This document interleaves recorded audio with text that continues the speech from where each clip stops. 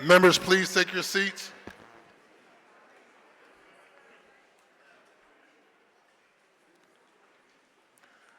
I note that the hour has come and that a quorum of this council is present. This council is now coming to order. Visitors will please retire to the seats outside the rails. Before proceeding, I will ask all those present to please set your cell phones to silent or vibrate, and please take all conversations outside of the council chambers. Thank you.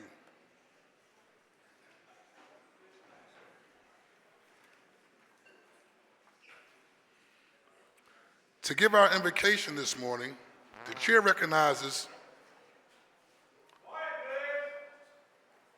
the Reverend Dr. Chandra Williams of United Missionary Baptist Church. She is here today as the guest of Councilmember Jeffrey J. Young.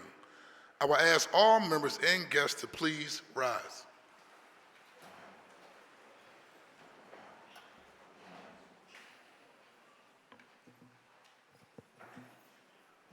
Let us pray. O thou in whose presence my soul finds delight, on whom I call in times of affliction, my comfort by day and my song in the night, my hope, my salvation, my all.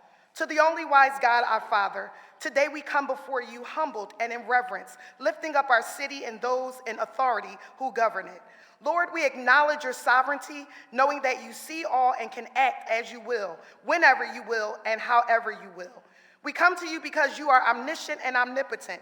You know all, see all, and have the power to do all things. God, our city is facing immense challenges in these unprecedented times. We face critical issues in our education system, its buildings, staff, and students.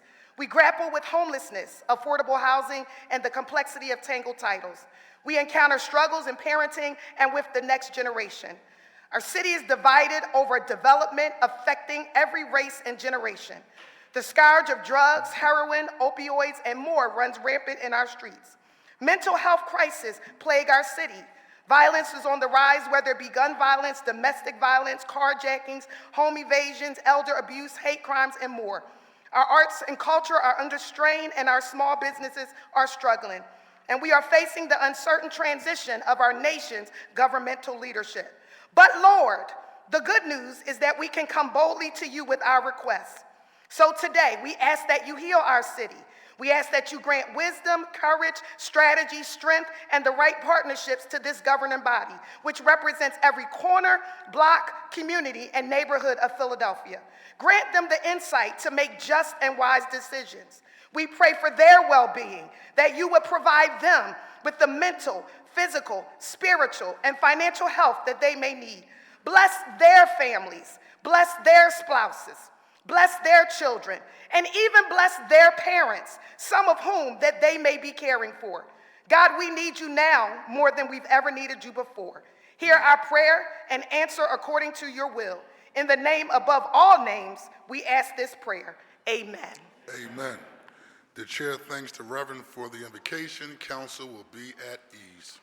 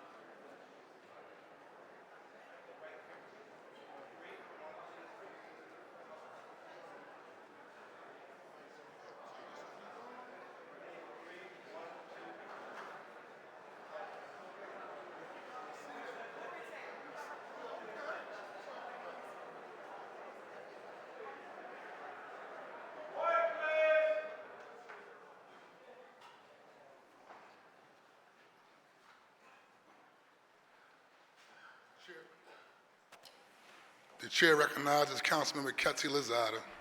Thank you, Council President. Good morning, everyone. I'm sure that everyone has heard that Tuesday evening, Officer Jamie Roman of the 25th Police District passed as a result of a gunshot wound from an incident on June 22nd. And so I'd like to call for a moment of silence, and I'd also like to ask that all of us as a city keep him and his family and the officers of the 25th Police District in your prayers. We all stand for a moment of silence.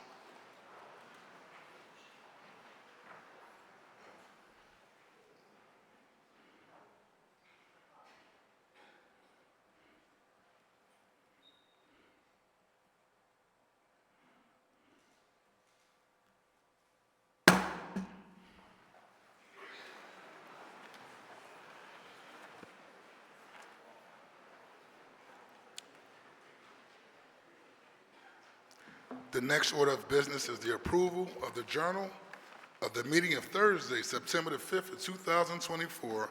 The chair recognizes Councilmember Cindy Bass. Thank you, Mr. President. I move that the journal of the meeting of Thursday, September 5th, 2024 be approved. It has been moved and properly seconded that the journal of the meeting of Thursday, September the 5th of 2024 stand approved. All those in favor will signify by saying aye. Aye. Those opposed, the ayes have it, and the journal is approved. The next order of business is request for leaves of absence, and the chair recognizes Council Member Thomas. Good morning, Council President. Good morning, colleagues. On behalf of our Majority Leader, Councilmember Gilmore Richardson, a leave of absence has been requested. Sorry, Council President. The chair thanks the council member, and leave will be granted. The chair recognizes Councilmember Brooks. Thank you, Mr. President. On behalf of the minority, there are no requests for leaves of absence today. The chair thanks the council member. The chair now recognizes Councilmember Thomas for a motion concerning certain legislative matters that may arise during the course of today's session of council and that were not listed on the calendar circulated prior to today's council session. Thank you, Council President.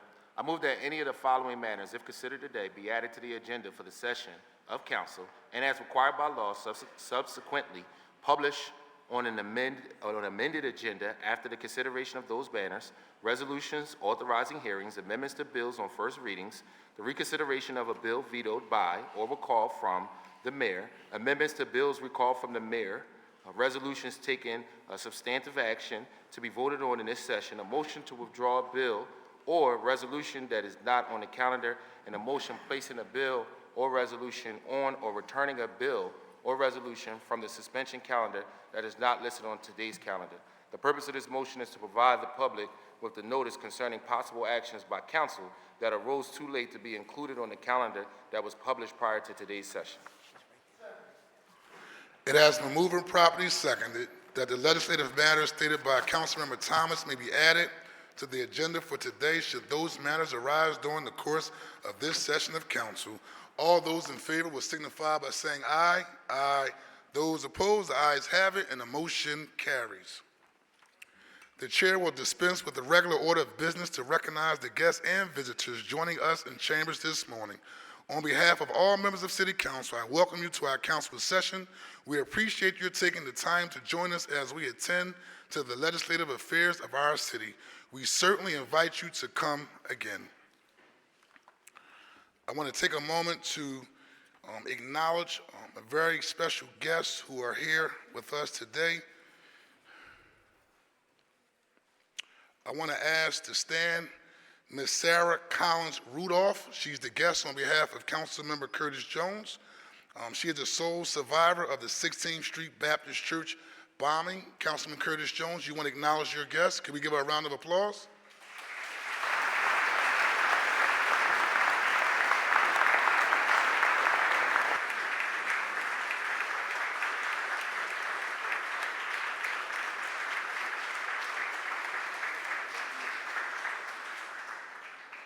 The chair recognizes Councilman Curtis Jones for a few remarks.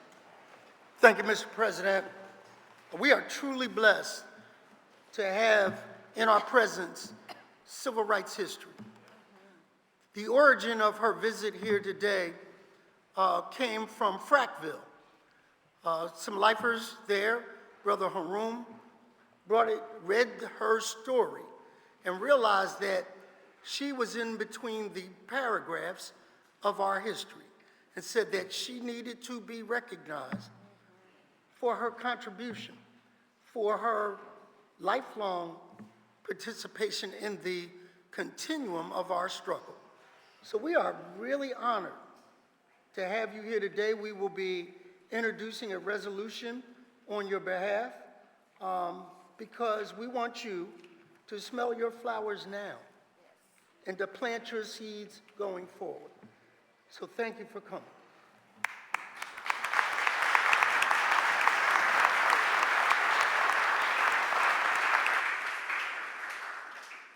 Outstanding work, Councilmember Jones. As there are no presentations today, the next order of business is communications. The chair requests that the Sergeant at Arms deliver the messages from the mayor to the chief clerk.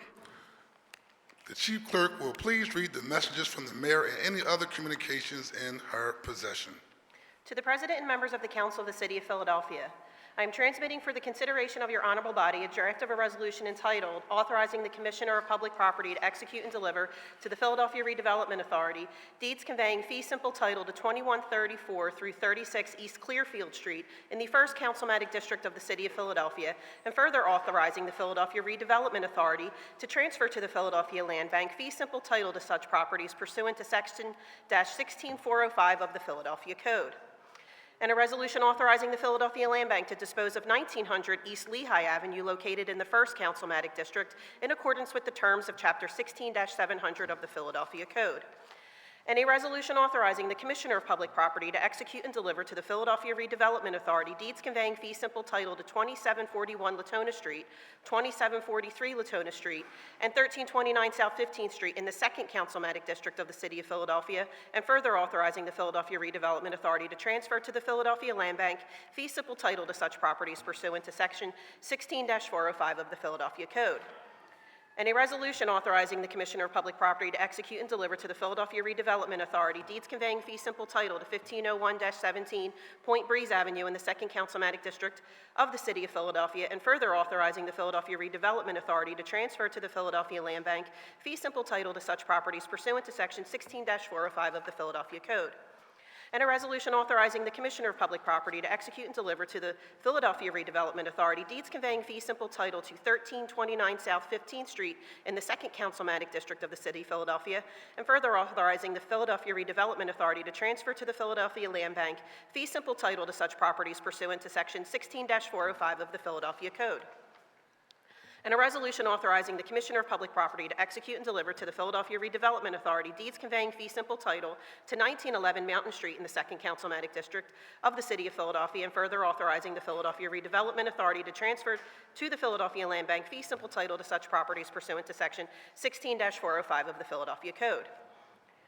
And a resolution authorizing the Commissioner of Public Property to execute and deliver to the Philadelphia Redevelopment Authority deeds conveying fee simple title 839 North 39th Street, 3938, 3940, 3944, Mount Vernon Street, 3907, 3930, Wallace Street, 3833, 3902, 3912, 3922 Brown Street, 908 North Holly Street, 910 North Holly Street, 3948 Parish Street, 4117 Pensgrove Street, 4119, 4121, 4126 Pensgrove Street, 3814, 3816, 3850, 3852, 3947, 3949, 3960, 3962, 3964 Reno Street, 666, 674, and 803 Union Street in the 3rd Councilmatic District of the City of Philadelphia, and further authorizing the Philadelphia Redevelopment Authority to transfer to the Philadelphia Land Bank fee simple title to such properties pursuant to Section 16-405 of the Philadelphia Code. And a resolution authorizing the Philadelphia Land Bank to dispose of 5307 Market Street located in the 3rd Councilmatic District in accordance with the terms of Chapter 16-700 of the Philadelphia Code. And a resolution authorizing the Commissioner of Public Property to execute and deliver to the Philadelphia Redevelopment Authority deeds conveying fee simple title to 3958 Parish Street, 3900 3972 Reno Street, 844 Hutton Street and 855 North 43rd Street in the 3rd Councilmatic District of the City of Philadelphia, and further authorizing the Philadelphia Redevelopment Authority to transfer to the Philadelphia Land Bank fee simple title to such properties pursuant to Section 16-405 of the Philadelphia Code. And a resolution authorizing the Commissioner of Public Property to execute and deliver to the Philadelphia Redevelopment Authority deeds conveying fee simple title to 844 Hutton Street in the 3rd Councilmatic District of the City of Philadelphia, and further authorizing the Philadelphia Redevelopment Authority to transfer to the Philadelphia Land Bank fee simple title to such properties pursuant to Section 14-405 of the Philadelphia Code. And a resolution authorizing the Commissioner of Public Property to execute and deliver to the Philadelphia Redevelopment Authority deeds conveying fee simple title 3924 Cambridge Street, 3909 Pensgrove Street, 1110, 1112, 1113, 1118, 1128 State Street, 3900, 3902, 3911, 3912, 3919, 3926 Wyalusing Avenue in the 3rd Councilmatic District of the City of Philadelphia, and further authorizing the Philadelphia Redevelopment Authority to transfer to the Philadelphia Land Bank fee simple title to such properties pursuant to Section 16-405 of the Philadelphia Code. And a resolution authorizing the Philadelphia Land Bank to dispose of 3914, 3917, 3927, 3935, 3936, 3937, 3938, 3940, 3946, and 3948 Folsom Street, located in the 3rd Councilmatic District in accordance with the terms of Chapter 16-700 of the Philadelphia Code. And a resolution authorizing the Philadelphia Land Bank to dispose of 3731 and 3940 Aspen Street, 3936 and 3959 Brown Street, 3958 Parish Street, 3900 and 3972 Reno Street, and 773 Sloane Street, located in the 3rd Councilmatic District in accordance with the terms of Chapter 16-700 of the Philadelphia Code. And a resolution authorizing the Philadelphia Land Bank to dispose of 3539 Aspen Street, 682 North 33rd Street, 3624 Brown Street, 3405, 3830, and 3832 Wallace Street, 610, 612, and 614 North Sedgwick Street, and 620 North 35th Street, located in the 3rd Councilmatic District in accordance with the terms of Chapter 16-700 of the Philadelphia Code.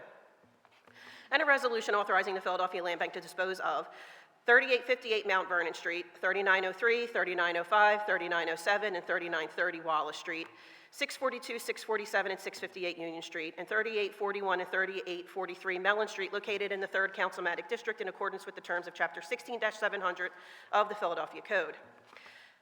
And a resolution authorizing the Philadelphia Land Bank to dispose of 3837, 3917, 3938, 3940, 3944 Mount Vernon Street, 612 Union Street, and 3607, 3830, and 3832 Mellon Street, located in the 3rd Councilmatic District, in accordance with the terms of Chapter 16-700 of the Philadelphia Code. And a resolution authorizing the Philadelphia Land Bank to dispose of 3801, 3803, 3811, 3814, 3816, 3850, 3852, 3960, 3962, and 3964 Reno Street, located in the 3rd Councilmatic District in accordance with the terms of Chapter 16-700 of the Philadelphia Code. And a resolution authorizing the Philadelphia Land Bank to dispose of 839 North 39th Street, 3517 Mount Vernon Street, 524 North 35th Street, 3605 Mellon Street, 3833 and 3915 Brown Street, 735 North DeKalb Street, and 740 and 765 North 38th Street, located in the 3rd Councilmatic District in accordance with the terms of Chapter 16-700 of the Philadelphia Code. And a resolution authorizing the Philadelphia Land Bank to dispose of 3148 North 24th Street, located in the 4th Councilmatic District, in accordance with the terms of Chapter 16-700 of the Philadelphia Code. And a resolution authorizing the Commissioner of Public Property to execute and deliver to the Philadelphia Redevelopment Authority deeds conveying fee simple title to 116 North 58th Street in the 4th Councilmatic District of the City of Philadelphia, and further authorizing the Philadelphia Redevelopment Authority to transfer to the Philadelphia Land Bank fee simple title to such properties pursuant to Section 16-405 of the Philadelphia Code. And a resolution authorizing the Commissioner of Public Property to execute and deliver to the Philadelphia Redevelopment Authority deeds conveying fee simple title 138 North 58th Street, 6214 Vine Street, and 3212 North 33rd Street in the 4th Councilmatic District of the City of Philadelphia, and further authorizing the Philadelphia Redevelopment Authority to transfer to the Philadelphia Land Bank fee simple title to such properties pursuant to Section 16-405 of the Philadelphia Code. And a resolution authorizing the Commissioner of Public Property to execute and deliver to the Philadelphia Redevelopment Authority deeds conveying fee simple title to 2409 North, 2409, 2413, 2416, 2418, 2443 North 19th Street, 2559 North 28th Street, 2552, 2542, 2503, North 28th Street, 2605, 2607, 2608, and 2610 North 29th Street in the 5th Councilmanic District of the City of Philadelphia, and further authorizing the Philadelphia Redevelopment Authority to transfer to the Philadelphia Land Bank fee simple title to such properties pursuant to Section 16-405 of the Philadelphia Code. And a resolution authorizing the Commissioner of Public Property to execute and deliver to the Philadelphia Redevelopment Authority deeds conveying fee simple title to 2403, 2411, 2413, 2416, 2418, 2427, 2432, 2436, 2442, 2452, 2448, 2462, 2518, 2525, 2530 North Dover Street, 2544, 2600, 2611, 2710, 2837, 3019, 3021, 3027, 3029, 3031, 3039 West Oakdale Street, 2423, 2425, 2437, 2446, 2468, 2469, 2501, 2506, 2513, 2516, 2517, 2526, 2539, 2556, 2609, 2620, and 2621 Stanley Street. 265 North Warnock Street in the 5th Councilmanic District of the City of Philadelphia, and further authorizing the Philadelphia Redevelopment Authority to transfer to the Philadelphia Land Bank fee simple title to such properties pursuant to Section 16-405 of the Philadelphia Code.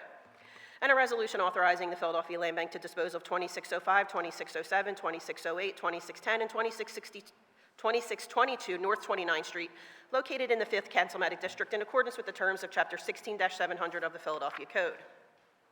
And a resolution authorizing the Philadelphia Land Bank to dispose of 2502, 2503, 2542, 2552, and 2559 North 28th Street in the 5th Councilmanic District in accordance with the terms of Chapter 16-700 of the Philadelphia Code. And a resolution authorizing the Philadelphia Land Bank to dispose of 1766 through 72 North Bodine Street, 2244 and 2246 Hope Street, 218 Cecil B. Moore Avenue, located in the 7th Councilmanic District in accordance with the terms of Chapter 16-700 of the Philadelphia Code. And a resolution authorizing the Commissioner of Public Property to execute and deliver to the Philadelphia Redevelopment Authority deeds conveying fee simple title to 2271 North Phillip Street in the 7th Councilmanic District of the City of Philadelphia, and further authorizing the Philadelphia Redevelopment Authority to transfer to the Philadelphia Land Bank fee simple title to such properties pursuant to Section 16-405 of the Philadelphia Code. And a resolution authorizing the Philadelphia Land Bank to dispose of 166 West Cumberland Street and 2537 Mutter Street, located in the 7th Councilmanic District, in accordance with the terms of Chapter 16-700 of the Philadelphia Code.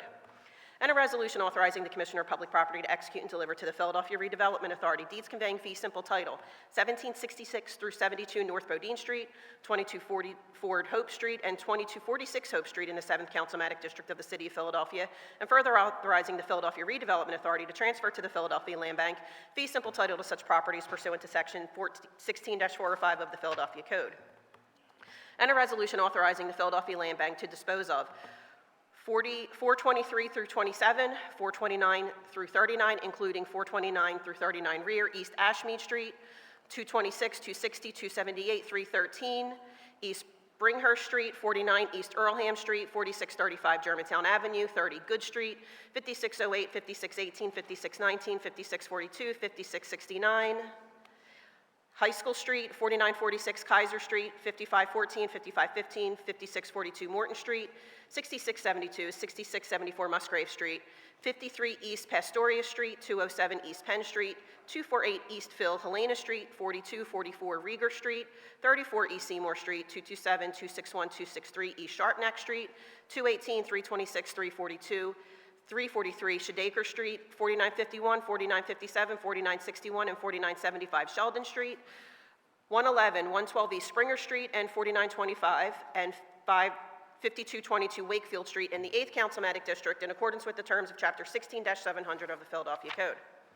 And a resolution authorizing the Commissioner of Public Property to execute and deliver to the Philadelphia Redevelopment Authority deeds conveying fee simple title to 2248 Ruffner Street in the 8th Councilmanic District of the City of Philadelphia, and further authorizing the Philadelphia Redevelopment Authority to transfer to the Philadelphia Land Bank fee simple title to such properties pursuant to Section 16-405 of the Philadelphia Code. And a resolution authorizing the Philadelphia Land Bank to dispose of 1532 West Loudon Street, located in the 8th Councilmanic District, in accordance with the terms of Chapter 16-700 of the Philadelphia Code. And a resolution authorizing the Commissioner of Public Property to execute and deliver to the Philadelphia Redevelopment Authority deeds conveying fee simple title to 5803 Knox Street in the 8th Councilmanic District of the City of Philadelphia, and further authorizing the Philadelphia Redevelopment Authority to transfer to the Philadelphia Land Bank fee simple title to such properties pursuant to Section 16-405 of the Philadelphia Code. And a resolution authorizing the Commissioner of Public Property to execute and deliver to the Philadelphia Redevelopment Authority deeds conveying fee simple title to 5019 North Camac Street in the 9th Councilmanic District of the City of Philadelphia, and further authorizing the Philadelphia Redevelopment Authority to transfer to the Philadelphia Land Bank fee simple title to such properties pursuant to Section 16-405 of the Philadelphia Code. Council President, there are no other communications in my possession. Thank you. Thank you.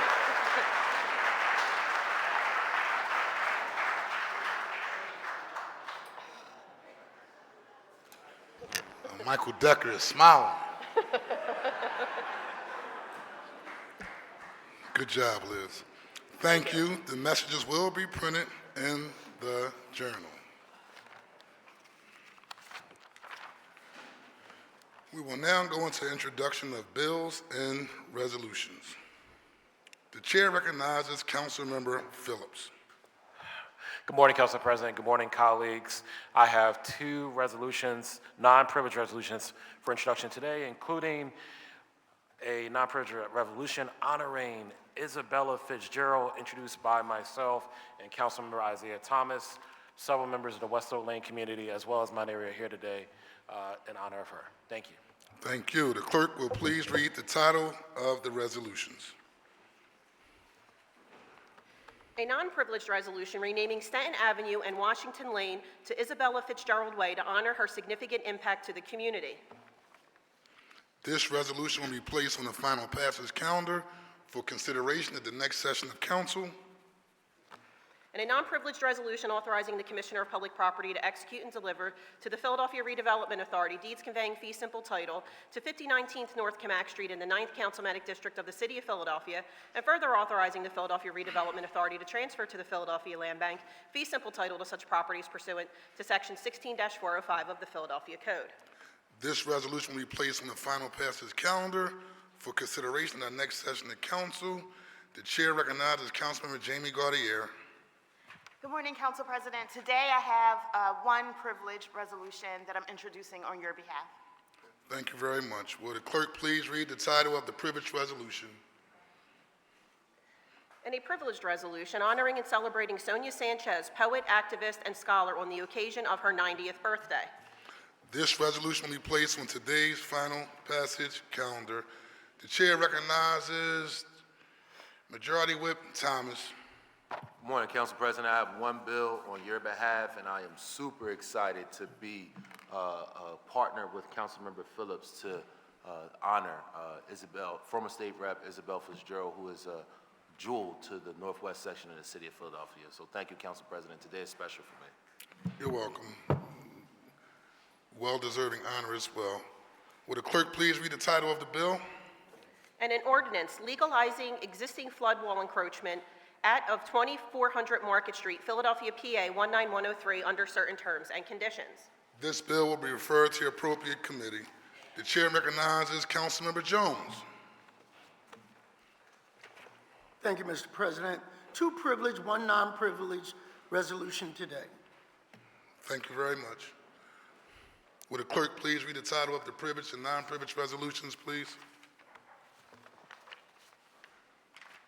A privileged resolution supporting the National Minority Business Development Agency and recognizing October 7th through October 11th, 2024 as Philadelphia Minority Enterprise Development MedWeek, which provides critical information, resources, opportunities, and inspiration to the minority business community.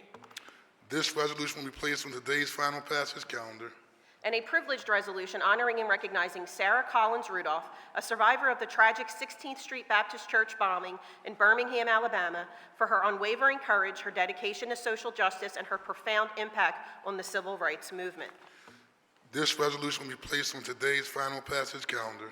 And a non-privileged resolution renaming the 5800 block of Oxford Street, Frederick Rosenfeld Way, to honor and celebrate the life and legacy of Frederick C. Rosenfeld for his outstanding contributions to youth sports in Philadelphia.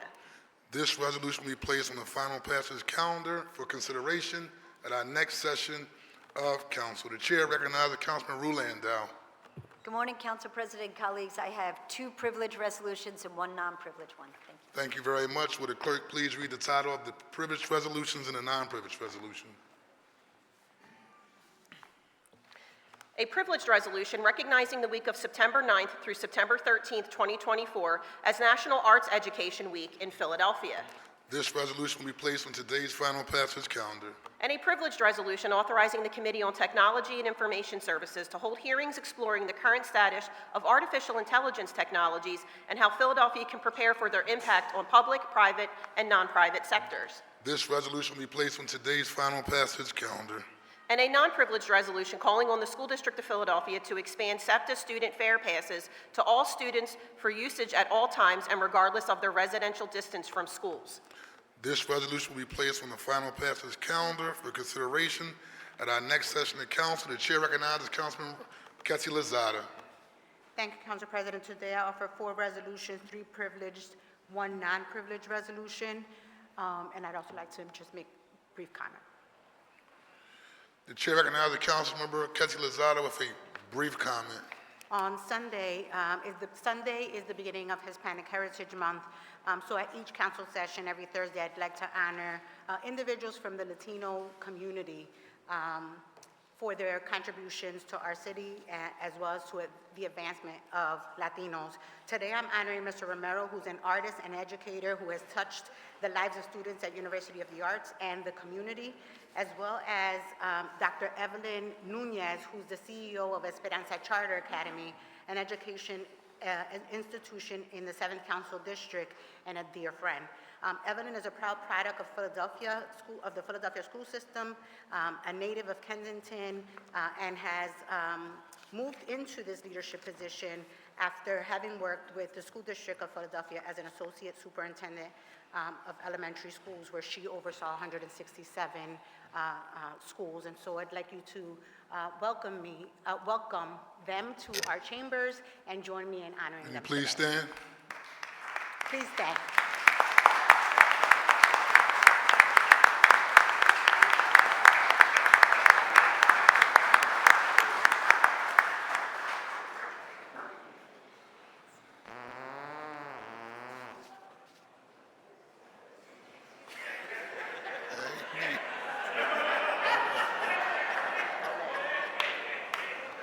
Okay.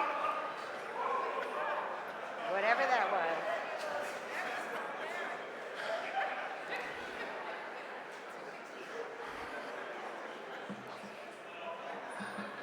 Gotta smile sometime, y'all.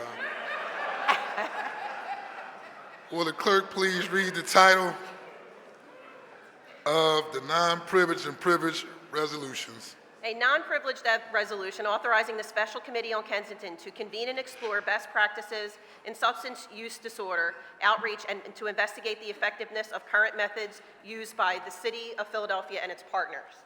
This resolution will be placed on the final passage calendar for consideration at our next session of council. And a privileged resolution recognizing Raul Romero for his contribution to the lives of the students at the University of the Arts, its community, and the City of Philadelphia. This resolution will be placed on today's final passage calendar. And a privileged resolution recognizing Evelyn Nunez for her dedication to the education of Philadelphia students as the Chief Executive Officer of Esperanza Academy Charter School. This resolution will be placed on today's final passage calendar. And a privileged resolution recognizing September 15th through October 15th as Hispanic Heritage Month in the City of Philadelphia. This resolution will be placed on today's final passage calendar. The chair recognizes Councilmember Jeffrey J. Young.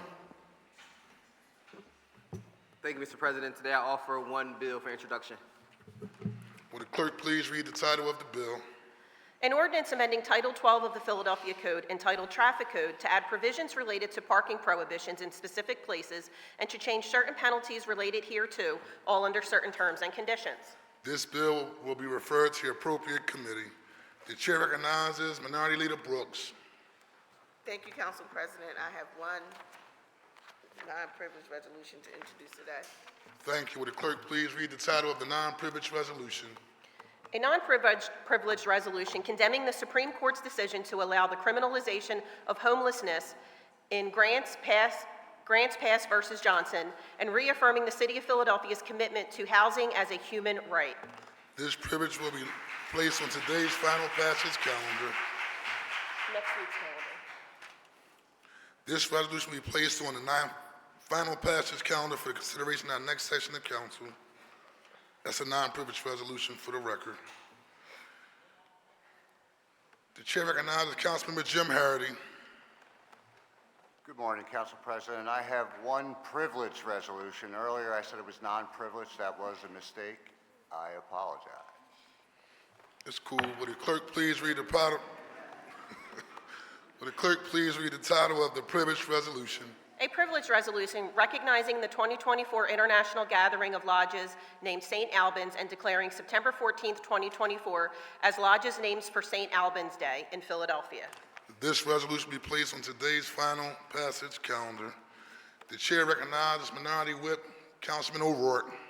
Thank you, Council President. I have one privileged and two non-privileged resolutions to introduce. Would the clerk please read the title of the privileged and non-privileged resolutions?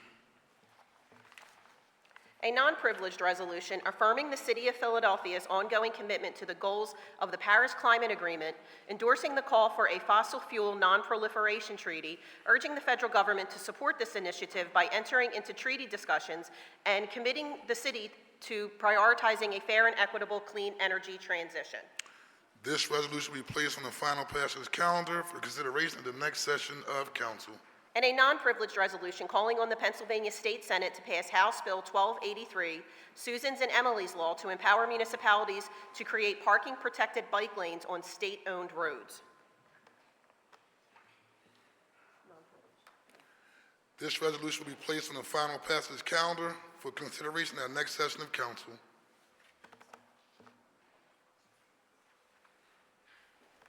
Proceed. And a privileged resolution recognizing September 2024 as Hunger Action Month in the City of Philadelphia and calling this observance to the attention of our citizens. This resolution will be placed on today's final passage calendar. The chair recognizes Councilmember Mike Driscoll. No bills or resolutions today, Mr. President. The chair recognizes Councilmember O'Neill. Thank you, Mr. President. I have no bills or resolutions. The chair recognizes Councilmember Mark Squilla. Thank you, Mr. President. I offer two non-privileged resolutions. Thank you. Will the clerk please read the title of the two non-privileged resolutions? A non-privileged resolution authorizing the Philadelphia Land Bank to dispose of 1900 East Lehigh Avenue, located in the 1st Councilmanic District in accordance with the terms of Chapter 16-700 of the Philadelphia Code.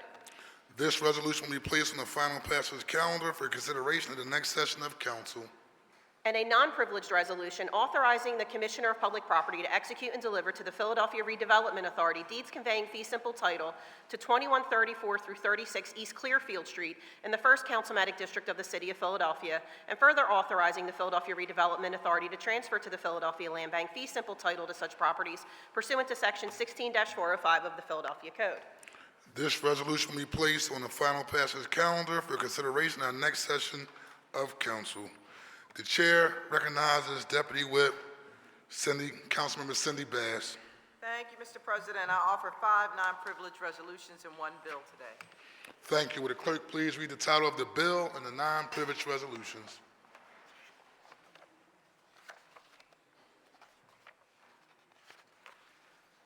An ordinance renaming and designating the properly commonly referred to as the Waterview Recreation Center located at 5826 McMahon Street as the Donna Reed Miller Recreation Center in the City of Philadelphia. This bill will refer to the appropriate committee.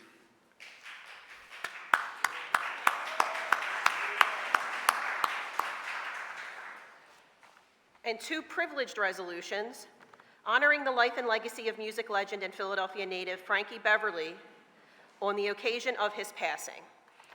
This resolution will be placed on today's final passage calendar. And a privileged resolution honoring and recognizing Reverend Dr. Alan E. Waller on his 30th pastoral anniversary and loyal and dedicated service to God, His church, humanity, and the community. This resolution will be placed on today's final passage calendar. and a non-privileged resolution authorizing the Commissioner of Public Property to execute and deliver to the Philadelphia Redevelopment Authority deeds conveying fee simple title to 2248 Ruffner Street in the 8th Councilmanic District of the City of Philadelphia, and further authorizing the Philadelphia Redevelopment Authority to transfer to the Philadelphia Land Bank fee simple title to such properties pursuant to Section 14-405 of the Philadelphia Code. This resolution will be placed on the final passage calendar for consideration at the next session of council.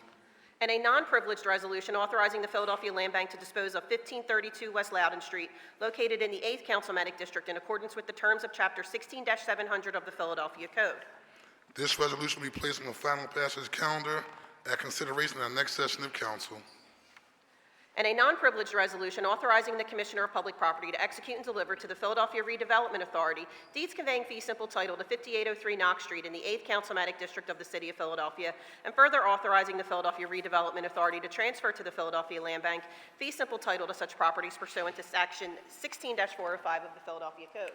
This resolution will be placed on the final passage calendar for consideration at the next session of council. And a non-privileged resolution authorizing the Philadelphia Land Bank to dispose of 423 through 27, 429 through 39 East Ashmead Street, 226, 260, 278, 313 East Bringhurst Street, 49 East Earlham Street, 4635 Germantown Avenue, 30 Good Street, 5608, 5618, 5619, 5642, 5669 High School Street, 4946 Kaiser Street, 5514, 5515, 5642 Morton Street, 6672, 6674 Musgrave Street, 53 East Pastoria Street, 207 East Penn Street, 248 East Phil Helena Street, 4244 Rieger Street, 35 East Seymour Street, 227, 261, 263 East Sharpneck Street, 218, 326, 342, 343 Shadaker Street, 4951, 4957, 4961, 4975 Sheldon Street, 111 and 112 East Springer Street, 4925 and 5222 Wakefield Street in the 8th Councilmanic District in accordance with the terms of Chapter 16-700 of the Philadelphia Code. This resolution will be placed on the final passage calendar for consideration at the next session of council. The chair recognizes Councilmember Nina Ahmad. Thank you, Council President. I have one privileged resolution today. Thank you very much. Will the clerk please read the title of the privileged resolution? A privileged resolution recognizing the City of Philadelphia's commitment to the voting rights of nursing care facility residents through the Platinum Voters Initiative. This resolution will be placed on today's final passage calendar. The chair takes a moment to recognize former council member, the Honorable Sharon Vaughn. Thank you for joining us today.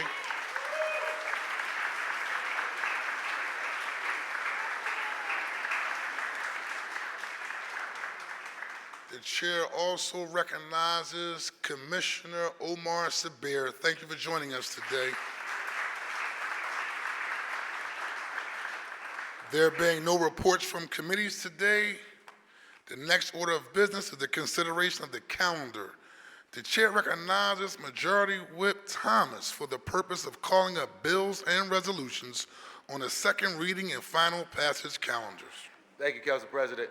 The following bills and resolutions are being called up for the second reading and final passage calendar today.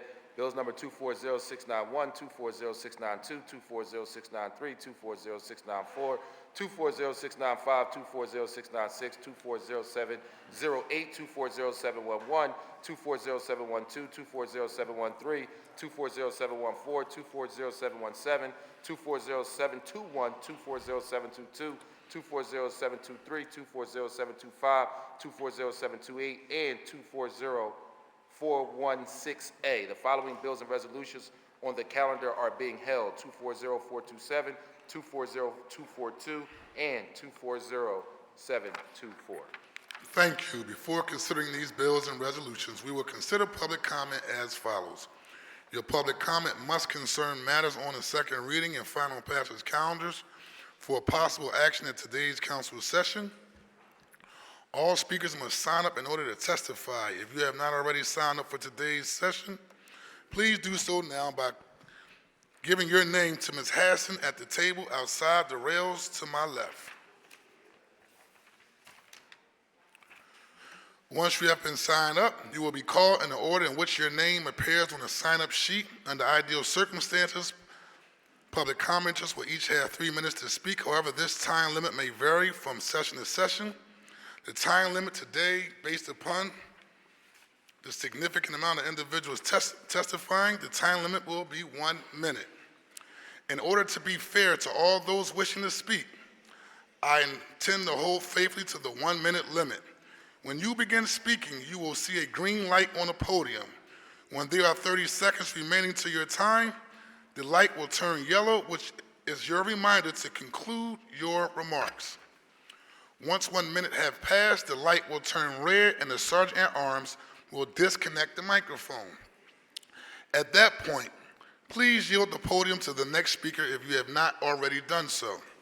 I also reserve the right pursuant to our rules of council to limit repetitious comments on the same matter. I would now ask the chief clerk to please read the name of our first speaker. Can Will Carter and Kate Perez also make their way to the podium?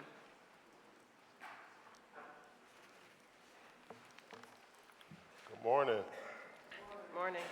Thank you, council, for allowing me to be here. This is illustrious place. It's so nice and beautiful. The architecture, second to none. And thanks for having me, Council President, as always, fellow Black alumni. I'm so pleased. We had this Platinum Voters Initiative.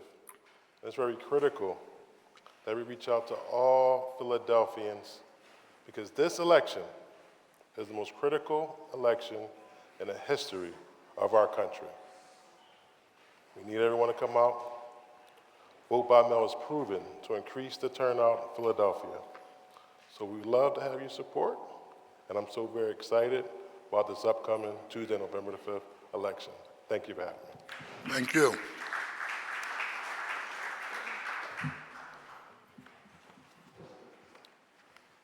Good morning. Good morning. William Carter, Vice President of Local Government Affairs for the Greater Philadelphia Chamber of Commerce. Thank you, Mr. President. Thank you, council members, for giving me this brief time to speak. I'm here today in support of Resolution 240711, introduced by my good friend, Councilman Jeffrey J. Young, which calls on the Commonwealth of Pennsylvania to secure $161 million in funding for SEPTA. Having only received a fraction of the dollars needed to close its budget deficit, $46 million, SEPTA is rapidly approaching a fiscal cliff that threatens the economic future of Philadelphia. Approximately 700,000 commuters rely on SEPTA daily, including me. I take the 17 bus often from Point Breeze. My kids like it too, and it's packed. And if there are any service cuts, it's going to be a problem. SEPTA has said it will be forced to implement up to 20% service cuts and 31% fare increases if a funding solution is not adopted by Harrisburg. Without reliable and affordable transit, we risk losing talent, jobs, and investment. Moreover, reduced transit service and increased fares widens economic disparities and hinders the city's progress towards equitable growth. If SEPTA's doomsday plan takes effect due to inaction from Harrisburg, we will see riders again begin to abandon our transit system, accelerating an economic downward spiral that will lead to a decreased job growth, decreased property values, and decreased tax revenues for the city. So therefore, we commend the City Council and Councilman Young for lending its voice to this resolution. It will send a strong message to Harrisburg that must be continued, that adequate funding for transit is critical for the inclusive growth of Pennsylvania's largest employment center. Employers stand ready to work with the city's elected leaders alongside organized labor and civic groups to impress upon state lawmakers to fund our transit system now, or risk paying a steeper price and lost economic opportunities for years to come. I thank you for your time and consideration.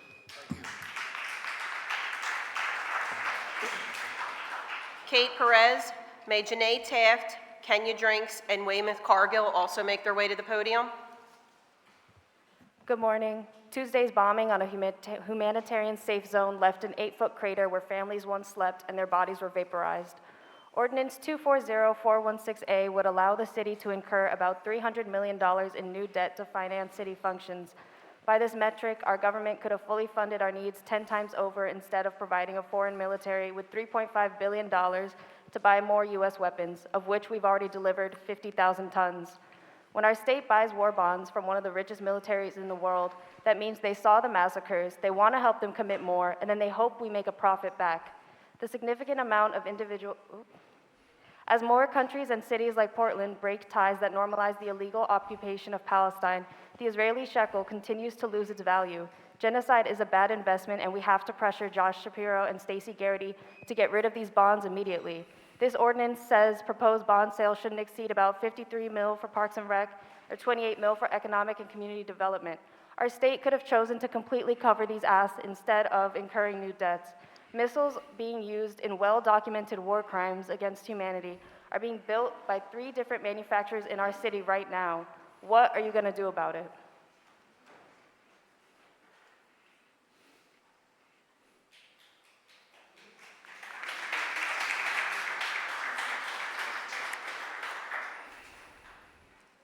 Janae Taft, Kenya Drinks, and Weymouth Cargill. Good morning, everyone. My name is Janae Taft. I'm happy to see you all here today. I'm here today standing in strong support of the renaming of the intersection of Stanton Avenue and Washington Lane for the legacy of Isabella Fitzgerald. As an exemplary leader and public servant in Philadelphia, the renaming would not only commemorate her enduring contributions to our city, but also serve as a beacon of inspiration for future generations. Isabella Fitzgerald dedicated her life to serving her community and improving the lives of Philadelphians. As a state representative, she worked tirelessly to address issues like public education, healthcare access, and social justice. As a ward leader, her ongoing advocacy for marginalized communities, particularly in the Northwest section of Philadelphia, is a reflection of her deep commitment to equity and fairness. Beyond her political work, Isabella Fitzgerald is a role model of perseverance, kindness, and integrity. She understands the challenges faced by her constituents and makes it her mission to address them through policy outreach and personal engagement. The renaming would symbolize not only her individual achievement, but also the values of community service, justice, and compassion that she stands for. It will remind everyone passing through the intersection of the importance of selfless dedication to the public good. I urge you to support the renaming of this intersection in honor of Isabella Fitzgerald. By doing so, we will celebrate her remarkable life, preserve her legacy, and inspire future generations to carry forward her mission. Thank you for your consideration.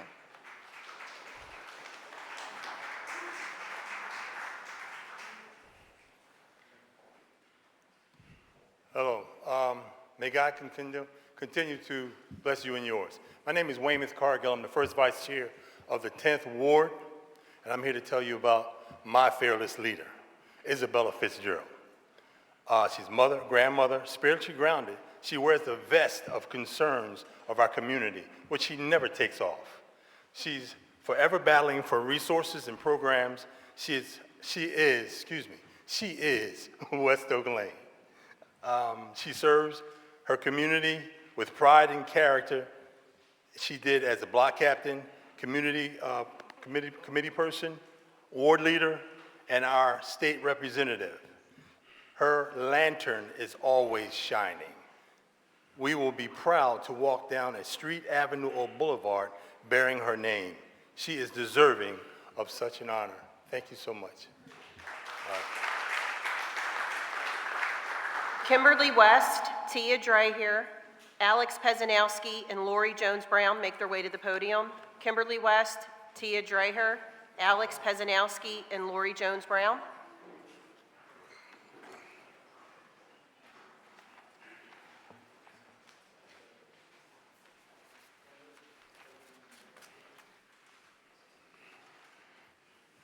Good morning. My name is Kimberly West Brown. Good morning, Council President, Council members, my West Oak Lane neighbors, and fellow citizens of Philadelphia. Thank you for the opportunity to speak today. My name is Kimberly West Brown. I am currently the first ward chair and committee person of the mighty 10th Democratic Ward. I am here today to advocate for the renaming and dedication of a street to honor former state representative and dynamic 10th Democratic Ward leader, Isabella Fitzgerald. I have known Ms. Izzy, as she is affectionately called, for many years. Ms. Izzy has dedicated her time, resources, and life to West Oak Lane. I first met Ms. Izzy when I decided to volunteer to work for the 10th Ward election headquarters on election day almost 15 years ago. After completing my long day of work, I really was concerned about my division's voter turnout. I addressed my concern with Ms. Izzy, and immediately she said, "I would love for you to become a committee person." Since that day, I have looked up to her as a leader, role model, advisor, mentor, and friend. I have watched her work tirelessly to make West Oak Lane a better place to live. She has done this in the capacity of her employment at both the federal and state levels, her work and impact as a former state representative, and as our fearless ward leader, all while being a dedicated mother, grandmother, daughter, sister, and friend to so many. She is a pillar of the community, and West Oak Lane is so lucky to have her. I cannot wait for the day when we get to celebrate her, her accomplishments, and dedicate the street to her, where she will leave her imprint forever. Thank you for your time and consideration.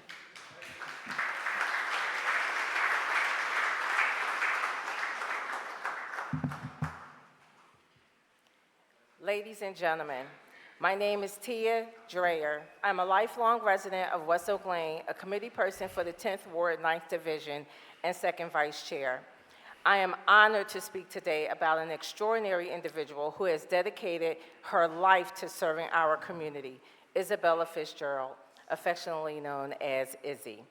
Over the years, she has been a beacon of hope, a tireless advocate for positive change, and a source of inspiration for us all. Izzy has an incredible ability to listen, bringing people together to forge solutions that truly reflect our community's needs. She embodies the spirit of compassion and resilience, always going the extra mile to ensure everyone has a voice and a seat at the table in many instances. Whether it's organizing impactful events, advocating for crucial policies, or simply lending an ear to someone in need, her influence is felt in every corner of our town. So today, let's not just celebrate her accomplishments, but let's rename a street in her honor. Thank you.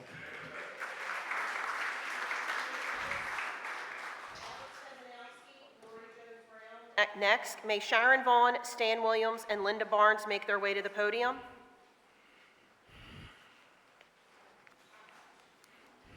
Hey everybody, my name is Alex Pezanowski. I'm speaking on behalf of myself. Speaking on behalf of myself because I'm deemed as a targeted individual by whatever community, and I'm being harassed, watched, followed everywhere I go. I'm not schizophrenic, I'm not crazy. This is really happening, and I'm not receiving help by our local government and our federal governments. Excuse me, sir. Are you speaking on the bill regarding 240717, Councilmember Brooks' bodily autonomy? In a way, because I feel as though I respect their rights, and they want their rights for that, but I also feel as though I should have my own right, like I have rights too, and they're all being violated because I don't know exactly what's going on with me in that realm of what I'm talking about. My Fourth Amendment right is violated.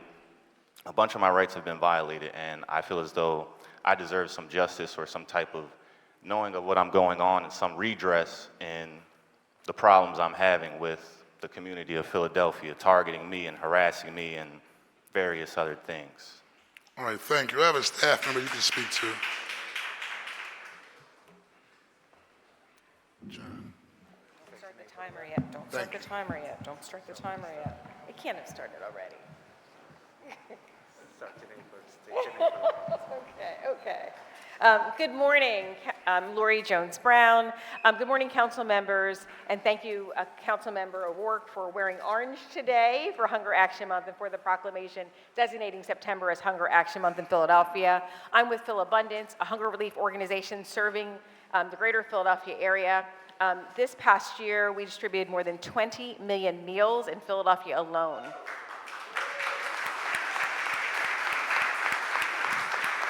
That doesn't count against my time, right? No, I appreciate that. Each September, Hunger Action Month is recognized around the country as a time to raise awareness and take action in the movement to end hunger. It's a time to encourage everyone to play a part, as every action, big or small, is one step closer to a nation where no one is hungry. Actions that taken by members of council, council members Jones, Young, Lozada, Squilla, Ahmad, and Landau, who joined us earlier this week to volunteer. And this September, it is critically important as we stand together with this common goal. The reality is that in Philadelphia alone, 1 in 7 Philadelphians, including, get this, 1 in 3 children, are food insecure. So every day, parents make those impossible choices, forced between paying utility bills or buying their food. Seniors skip meals in order to afford their medication. These aren't just statistics, folks. These are our neighbors, our friends, and our family. So you remember those long lines of people seeking food assistance during the pandemic? No one could ignore that issue. What if I told you that food insecurity is higher now than it was then? So that is why we know that hunger has no place in Philadelphia. And this September, let us shine the light on the much needed, on this issue. Let us raise awareness and let us act, providing funding, as well as food and donations for folks. Hunger is unacceptable. And again, Council Member O'Rourke, of course, we're right in your district, Council President. We're so grateful to have this body's support as we honor and act during Hunger Action Month. Thank you. Thank you. We have Sharon Vaughn, Stan Williams, and Linda Barnes coming up as a group. May Chris Gale, Fred Daughtry,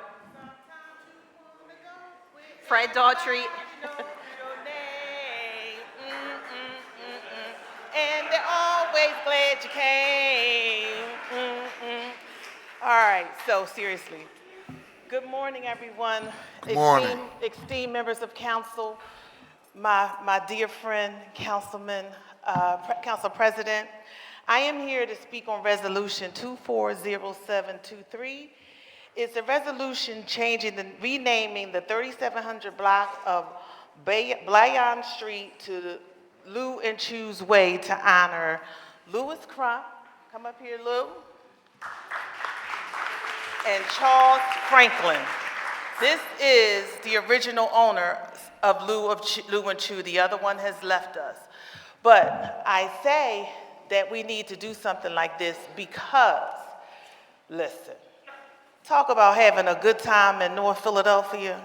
Talk about bopping to your heart is about to jump out your chest. Talk about walking into the door and everybody is like, hey. You know, this is the kind of places that we miss in our city where you felt comfortable. You can let your hair down. We have supported each other for generations through children's and deaths and things like that. We're like family at Lou and Chu. And listen, if you know me, you know I bent my elbow many a night in there. And I'm proud of that. It is where I could go and enjoy myself, where everyone knew me, and they support me even today. And I'm very, very happy to be a part of this. Thank you very much, Councilwoman Bass, for making this happen for me. Yes, I did worry the heck out of you to make it happen. And I will be there with bells on to make sure that we are represented on that day. Thank you all very much. Thank you, Your Honor. Okay, good morning, Councilman Johnson, council members, staff, and guests. My name is Linda Williams. One second, ma'am. Excuse me, 1 second. Council will be at ease. As y'all depart, can you just keep it down just a little bit so we can continue the business of council? Thank you very much, fellows. Proceed, ma'am. I'm going to get my seconds back, right? Okay, I'm here to talk about the two men, Louis Crump and Charles P. Franklin, that had this idea to open the Lou and Chu Lounge with the iconic ballroom dancer marquee. At that time, I'm sure they didn't realize that it was going to be more than a bar, but more than an iconic business and buildings in the city of Philadelphia, remembered and recognized by people all over the country. I have been a community advocate all my life. All my adult life, I have been in this community since 1972. I've worked, lived, and socialized. So I will focus the support I've received from the owners, Lou and Chu. During the past 30 years, I've organized events from annual Christmas parties, children toys, gloves, hats for daycares, and collections of personal items for women in halfway houses, to name a few. Every one of these events, these gentlemen have given me monetary donations, use of their facilities, or both. There has never been any hesitation to support community engagement activities. Additionally, as part of the community engagement, they have been events to promote political awareness, civic responsibility, and supporting youth groups. I am not certain that if at the point that they realized that they just wasn't building a business, they were building a village that where long-time friendships have been developed, celebrates births of children and grandchildren, mourns deaths of children, family, and friends. Marriages happen, divorces happen, celebrates birthdays, and supports when personal tragedies got it. Because of Lewis Crump and Charles Franklin value community and economic support, we committee to rename Bad Bob. I'm getting tapped on my shoulder. What is going on? Your time is up. Well, thank you. Thank you. Good afternoon, or good day. My name is Stanley Williams, and I'd like to take this opportunity to thank City Council for allowing us this opportunity to speak on behalf of Lou and Chill. Above all else, everyone knows that it was a good time to be had at Lou and Chill's Lounge, but I think they are grossly underrated when it comes to their community involvement. There is not an event of positiveness. If you needed someplace to go, you could always pick up the phone, call one of these gentlemen, and they would open their doors to you, to your family, and to the community. They have been a beacon in the Germantown, Nicetown, Hunting Park Avenue area for more than 40 years. They are what Philadelphia is all about: true entrepreneurship, community engagement, and more importantly, caring individuals. I want to thank you all for this opportunity. I look forward to seeing you at our celebration to honor them on their street naming, and please have a great day. Thank you. Thank you. Pull out your chucks and your pearls, because we can. We have Chris Gale, Fred Doherty, Terry Pebbles, and Paul Birdsong. Please make your way to the podium. Chris Gale, Fred Doherty, Terry Pebbles, then Paul Birdsong. Thank you. Good morning, Hello. Good morning, Council President, Council members. Thank you for having me. I'm Chris Gale, the Executive Director of the Bicycle Coalition. I was here recently.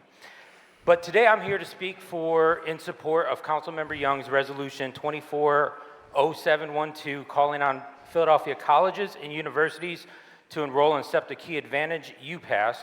I'm also here to support Resolution 240711, introduced again by Councilmember Young, calling on the Commonwealth of Pennsylvania to increase funding on SEPTA by at least $161 million per year to avoid catastrophic service cuts and fare increases and triggering a death spiral of ridership.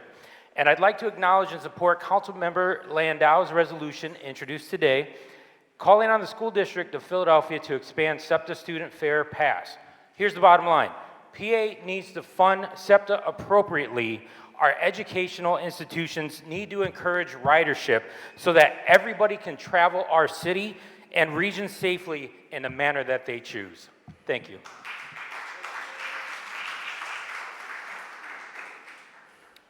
Fred Doherty, Terry Pebbles, Paul Birdsong, Raul Romero, and Blanche Brown make their way to the podium.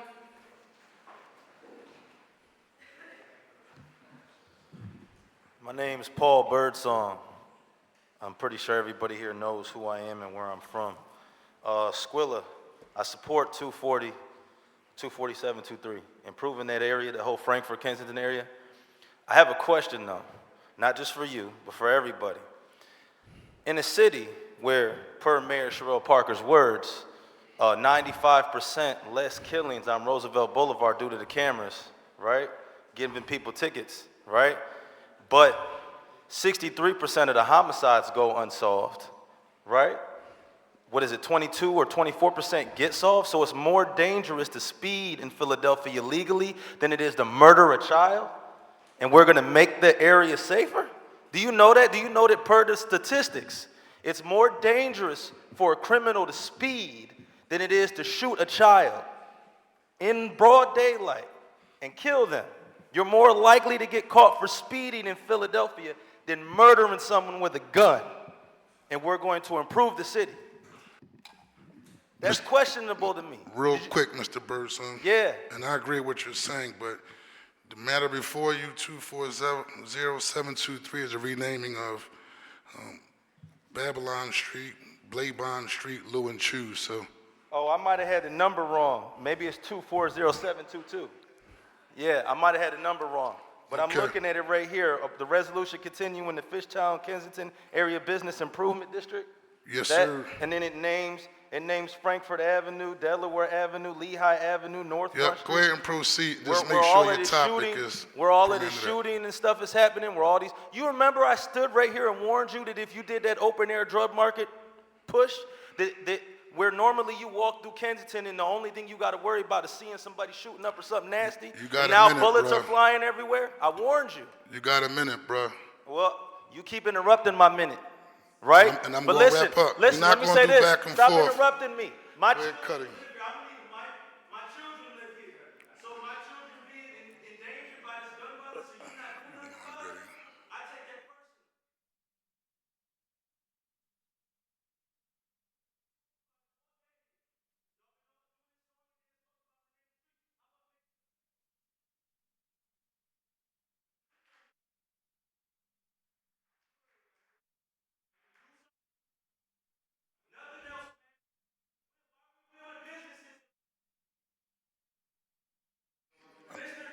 I'm gonna ask you to go ahead and keep it moving, bro.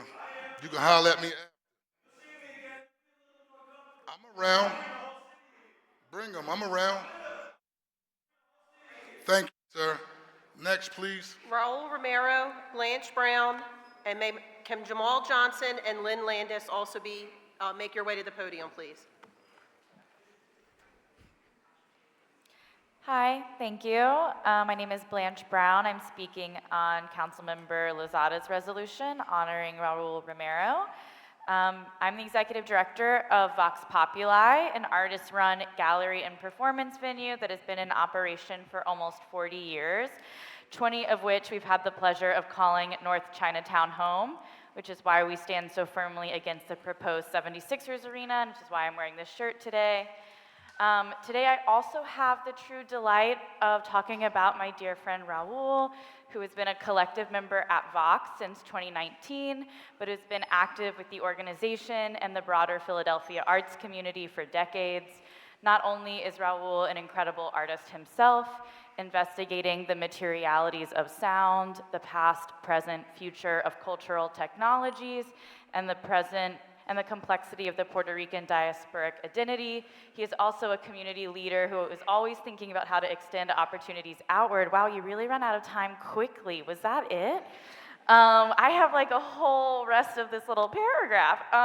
Anyway, thank you for honoring Raul. He's wonderful. Thank you.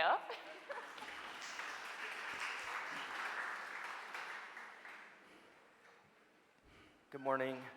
My name is Raul Romero.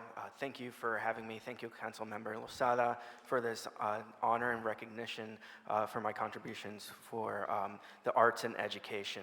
I look forward to continuing to serve our city and sharing the great gifts that our Creator has provided through art and education. Specifically, I've really enjoyed working with Taller Puerto Riqueño over the past few years and celebrating our Puerto Rican diaspora and the sounds of the coqui and sharing all of the wonderful things that our heritage has to offer. And I'm grateful to call Philadelphia home. And I'm thankful for the community here that has allowed me and supported me throughout my artistic career. Thank you.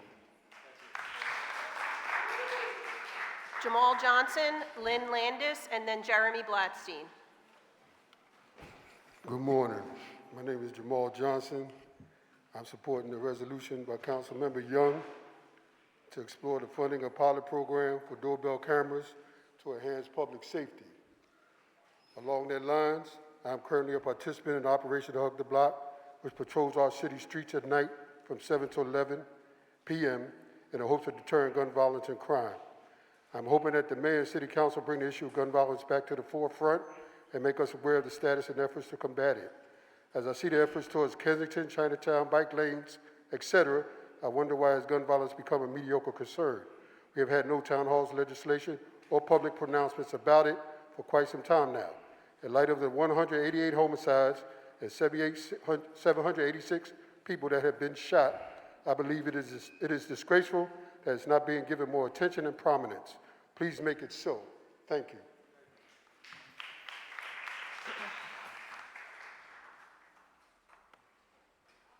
Lynn Landis, Jeremy Blackstein, and then Evelyn Nunez. Good morning. My name is Lynn Landis of healthalertphilly.org. I'm speaking on Resolution 240710, supporting bodily autonomy and reproductive rights. Few rights are absolute, including bodily autonomy. Allowances must be made for what we do to our own bodies and how that affects others, and conversely, how what others do to us affects our rights to bodily autonomy. In the case of abortion, the major issue is the rights of the mother versus the rights of the unborn. But there are other important issues. What about bodily autonomy when it comes to freedom from medical mandates? Just a few years ago, City Council supported the controversial COVID vaccine mandates, which included the firing of city employees who did not comply. Today, the Philadelphia Health Department continues to promote problematic vaccines as the school district leads students and parents alike to believe they must get vaccines when Pennsylvania state law clearly requires that exemptions be given if asked for, no excuse necessary. My point is this: City Council should be just as sensitive to bodily autonomy issues when it comes to medical mandates and promotions as they are for reproductive rights. Thank you.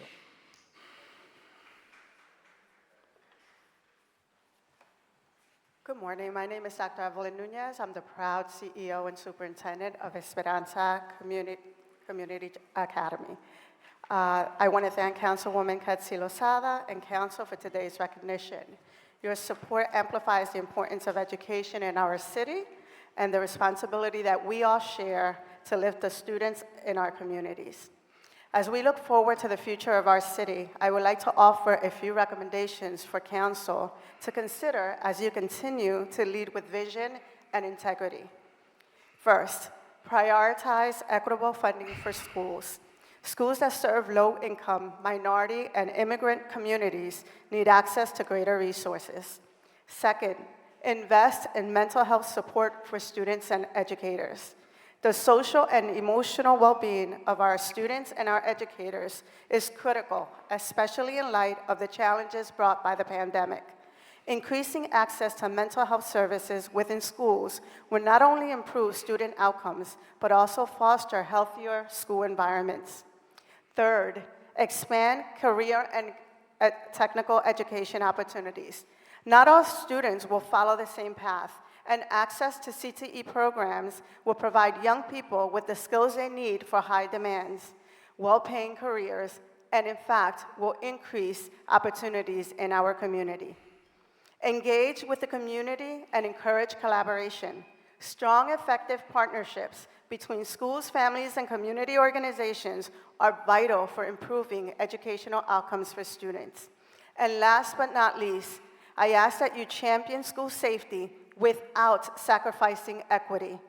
While ensuring the safety of students and staff is top priority, it is important that measures taken do not disproportionately impact students of color. I urge you to support policies that address the root causes of conflict and promote restorative justice and practices in schools. In closing, I want to thank you again for this recognition and for your continued commitment to improving education in our beloved city. Thank you. Thank you. Mona Higgins, Wanda Walker, Zachary Scott also make their way to the podium. Hello, City Council. Good job, Council President Johnson. 10 o'clock on the dot. My name's Jeremy Gladstein. Today, there are 66 lots that Councilwoman Gaudier is moving from the Philadelphia Land Bank. 66 lots that are going to be built on through the Turn the Key program. Like, can we just give a round of applause for that? 66. There you go, Councilwoman. That is what the city of Philadelphia needs. We need to move lots from the land bank in order to build affordable housing, all types of housing. And the Turn the Key program is doing its job. So kudos to that. The next thing I want to speak on, and I just want to show of hands, who rode SEPTA to City Hall this morning?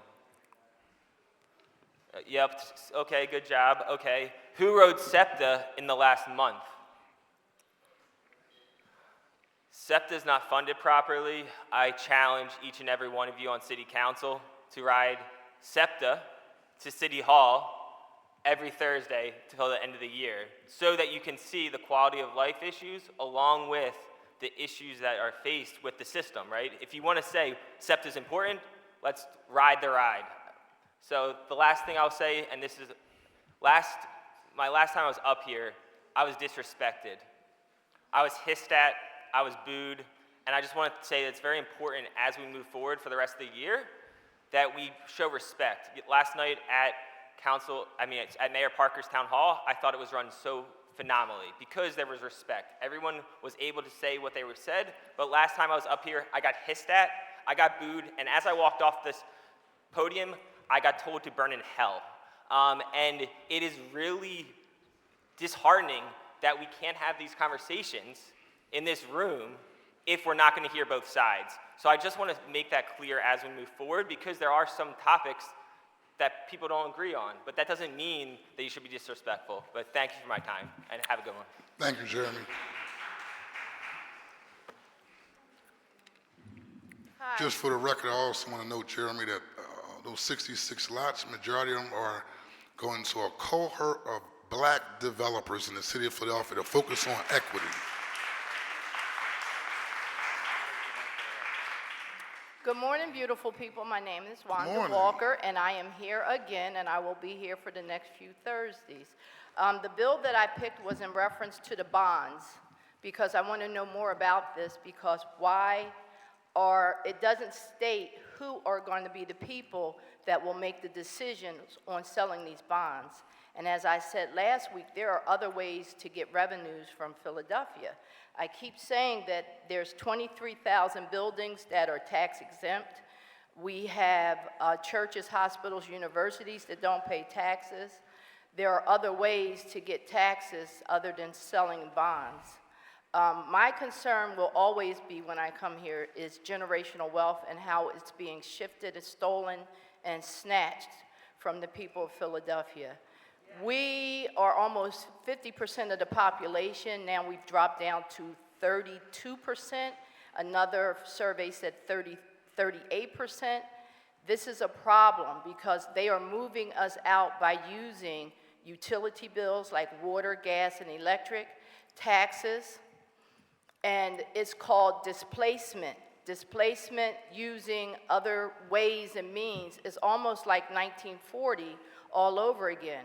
So that's what I want to talk about. I would like to meet with different people in City Council in reference to this, but we have to stop snatching what people have already worked for just to allow other people to come in and build. It's enough for everybody, and every time I hear the word affordable housing, I think forever renter, and we want to be owners. Philadelphia used to be #1 in black property ownership, and we are not supposed to use that word anymore. It's freedmen, because under the Constitution, the 13th Amendment, we are a protected class of people, and therefore the things that are being done to us should not be being done.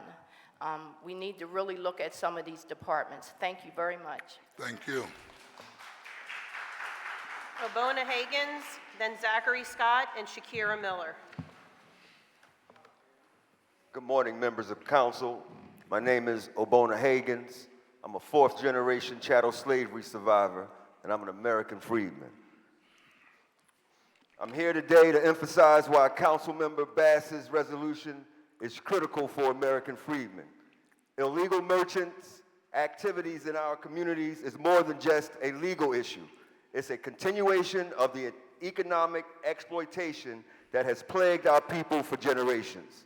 This kind of exploitation is the direct badge of slavery, something the 13th Amendment was supposed to address. These merchants rob our neighborhoods of resources, wealth, and opportunities and continue to thrive at the expense of American freedmen.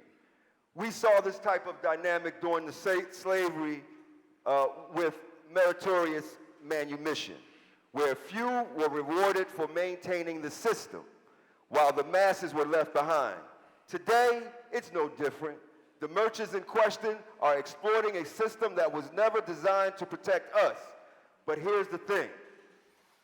When we stand united, when we focus on political cohesion, we've always gained more.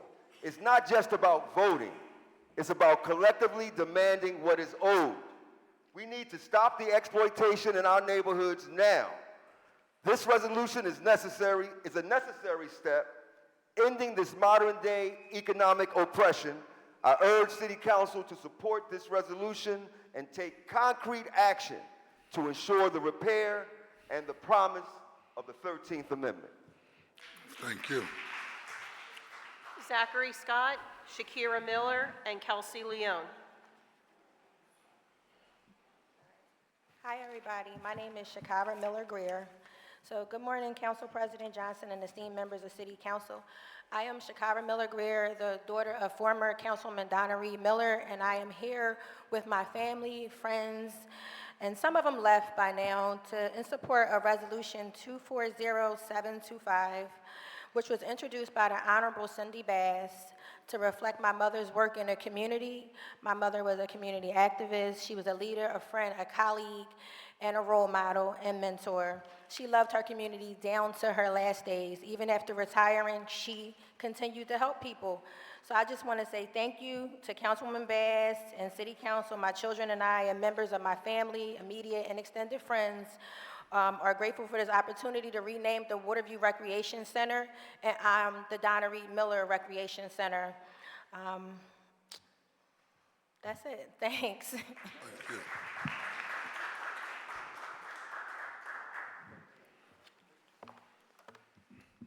Hello, City Council members. My name is Kelsey Leone. I'm a harm reductionist. I'm speaking on Bill number 240712, I believe it is, regarding bodily autonomy. I've been at this podium before, just last week, and my colleagues and I have been in your offices, in your inboxes, and conversations with your staffers, urging you to take public health informed approaches to the public health crisis in Kensington.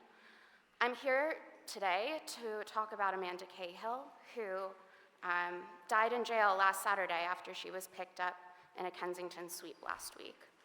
I'm only allotted 1 minute or so at this podium, and it's just not possible to do justice to the richness of her life and the extraordinary cruelty of her death in such a short time.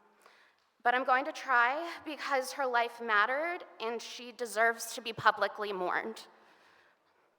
And because right now we are in the room with the people who are responsible for her death.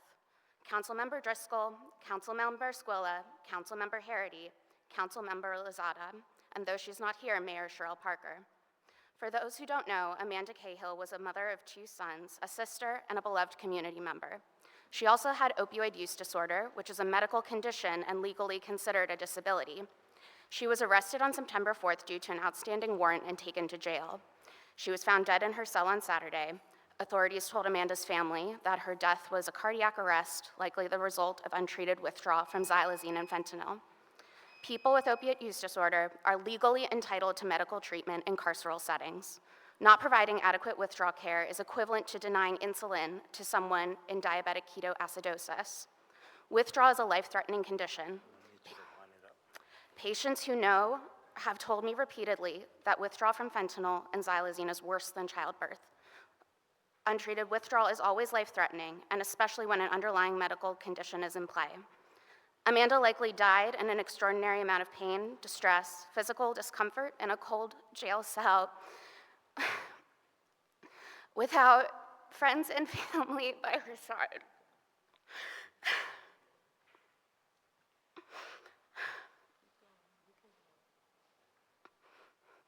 I've grown comfortable with death because it's just a part of working in the middle of an overdose crisis.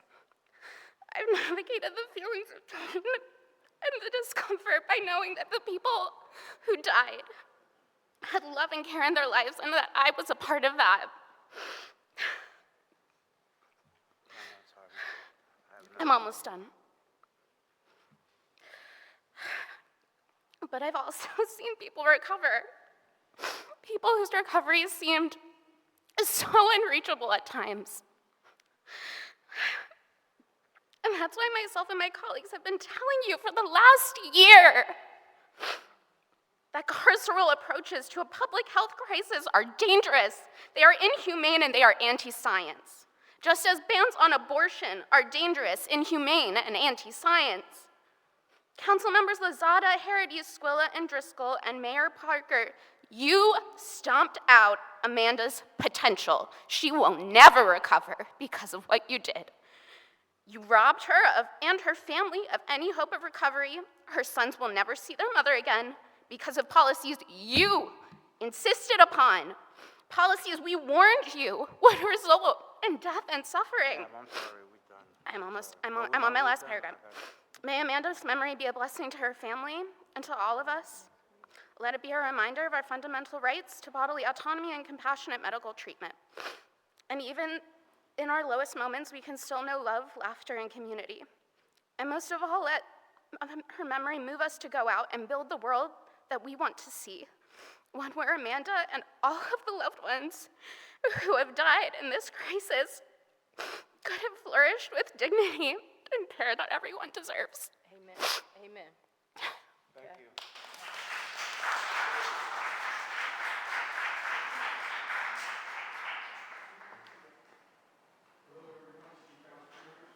My name is Zachary Scott. I'm quite sure some of you seen me out in the city of Philadelphia and the state of Pennsylvania. Oh, I'm sorry.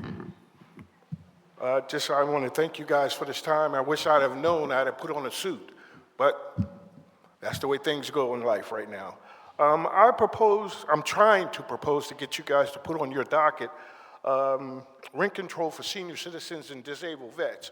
It's called the SLUE Bill, S-L-U-E, named after my son when he passed. That was his nickname. S stands for senior citizens, L stands for living, U stands for united, and E stands for equality. The proposal that I'm trying to get you guys to take, yes, sir. Could you just tie it into land bank? And I don't understand. can you tie your comments into the land bank resolution 240691? Yes. Go ahead, sir. May I continue? Yes, sir. All right, thank you. The proposal that I wrote when the last mayor was here, of course he didn't pay any attention because he knew he was leaving. It's for senior citizens, disabled vets, only pay 30% of their income if they're on a fixed income. The landlords can get 30 to 40% tax incentive at the end of the year. What's going on now, all these new buildings that are being built all over the city, you can see it wherever you go, the rent is so high, nobody can get in. The landlords keep raising rent every year. Our money, our senior citizens' money go down, so they can't afford to live. I'm asking the city council to take in consideration. I can't tell y'all what to do. Y'all can think about it and try to put it on your docket, that we should have rent control for senior citizens and disabled vets. Now, just one more thing before I get off the podium, because I know my time is short. The landlords, these developers come over here and get zoning rights. They get the zoning rights, if I'm saying it correctly, they get the zoning rights and they build these buildings. Well, there's about 8 or 9 cities in the United States that have rent control. Philadelphia is being dumped on. This is just my opinion, and if you look at statistics, 63 to 70% of homeless people this year are senior citizens. We vote more than anybody in the country, senior citizens, and we're not getting a break at all. So if they want to come over here, If they want to come over here and buy property, buy land and build the buildings, well, here's what you have to do. If you buy a 30-room unit, 5 of those units have to be automatically for senior citizens, disabled vets. And if you can't do that, you can't get zoning rights. I'm sorry. That's the bottom line. But I'm just asking you, I have the bills written up. You guys can come and see me outside. I'll hand them to you. You can read it. I thank you for your time, and I appreciate it. But please, this must be taken care of. We are senior citizens. Somebody here, mother, somebody here, we're going to be old one day. So you never know. Thank you very much. Thank you very much, and God bless everyone. Thank you. Council President, there are no other names for public comment.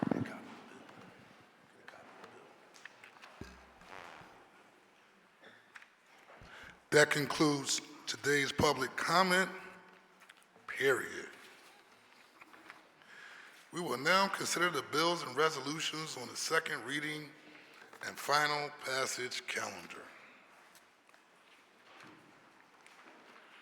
Will the clerk please read the title of resolution number 240691?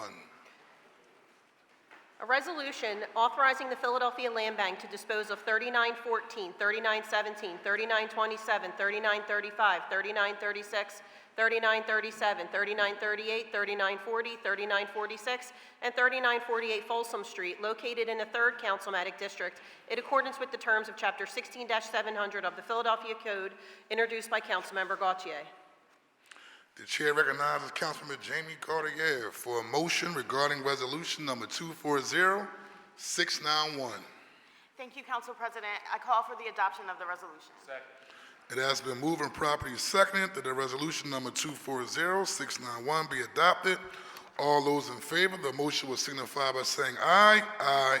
Those opposed, the ayes have it. The motion carries. The resolution is adopted. Would the clerk please read the title of resolution number 240692? A resolution authorizing the Philadelphia Land Bank to dispose of 3837, 3917, 3938, 3940, and 3944 Mount Vernon Street, 612 Union Street, 3607, 3830, and 3832 Mellon Street, located in the 3rd Councilmatic District in accordance with the terms of Chapter 16-700 of the Philadelphia Code, introduced by Councilmember Gautier. The chair recognizes Councilmember Jamie Cartier for a motion regarding resolution number 240692. Thank you, Council President. I call for the adoption of the resolution. Second.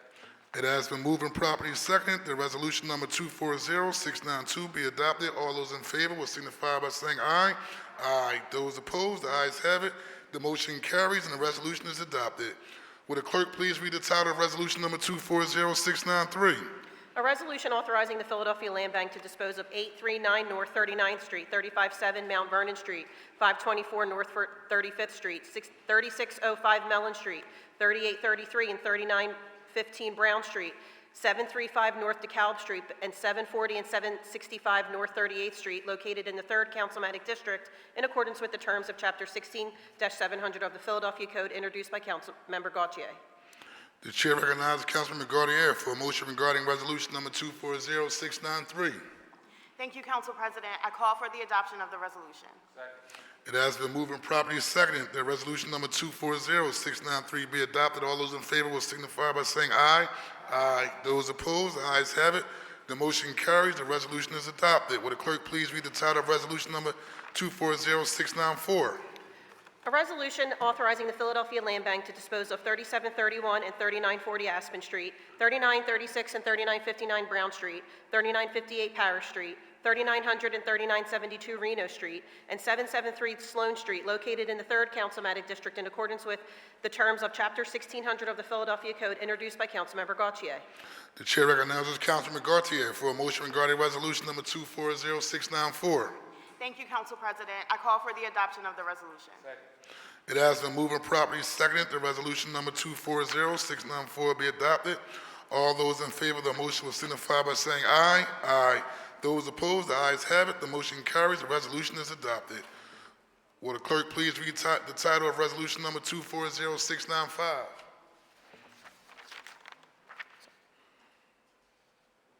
Did we just read that one? 41695? Okay, sorry. Resolution authorizing the Philadelphia Land Bank to dispose of 3539 Aspen Street, 682 North 33rd Street, 3624 Brown Street, 3405, 3830, and 3832 Wallace Street, 610, 612, and 614 North Sedgwick Street, and 620 North 35th Street, located in the 3rd Councilmanic District in accordance with the terms of 16-700 of the Philadelphia Code. Chair recognizes Councilman Gardier for a motion regarding resolution number 240695. Thank you, Council President. I call for the adoption of the resolution. It has been moved and properly seconded that resolution number 240695 be adopted. All those in favor of the motion will signify by saying aye. Aye. Those opposed, the ayes have it. The motion carries. The resolution is adopted. Will the clerk please read the title of resolution number 240696?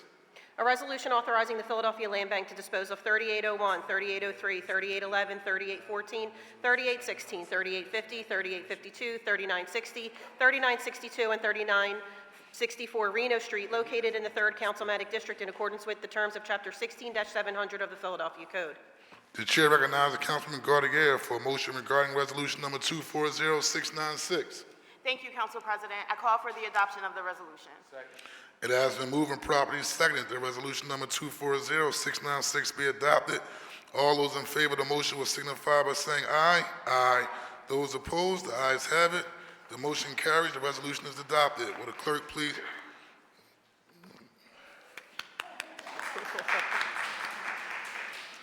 Will the clerk please read the title of resolution number 240708? Urging the Board of Revision of Taxes, BRT, to adopt a policy of accepting all nunc-pro-tunc property assessment appeals filed for tax year 2025 by March 31st, 2025, due to the delay in mailing of property assessment notices until August 7th, 2024, introduced by Councilmember Landau.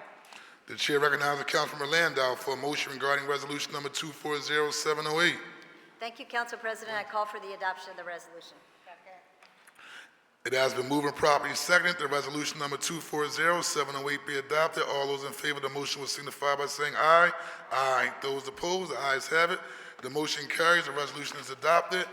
The clerk, please read the title of resolution number 240711.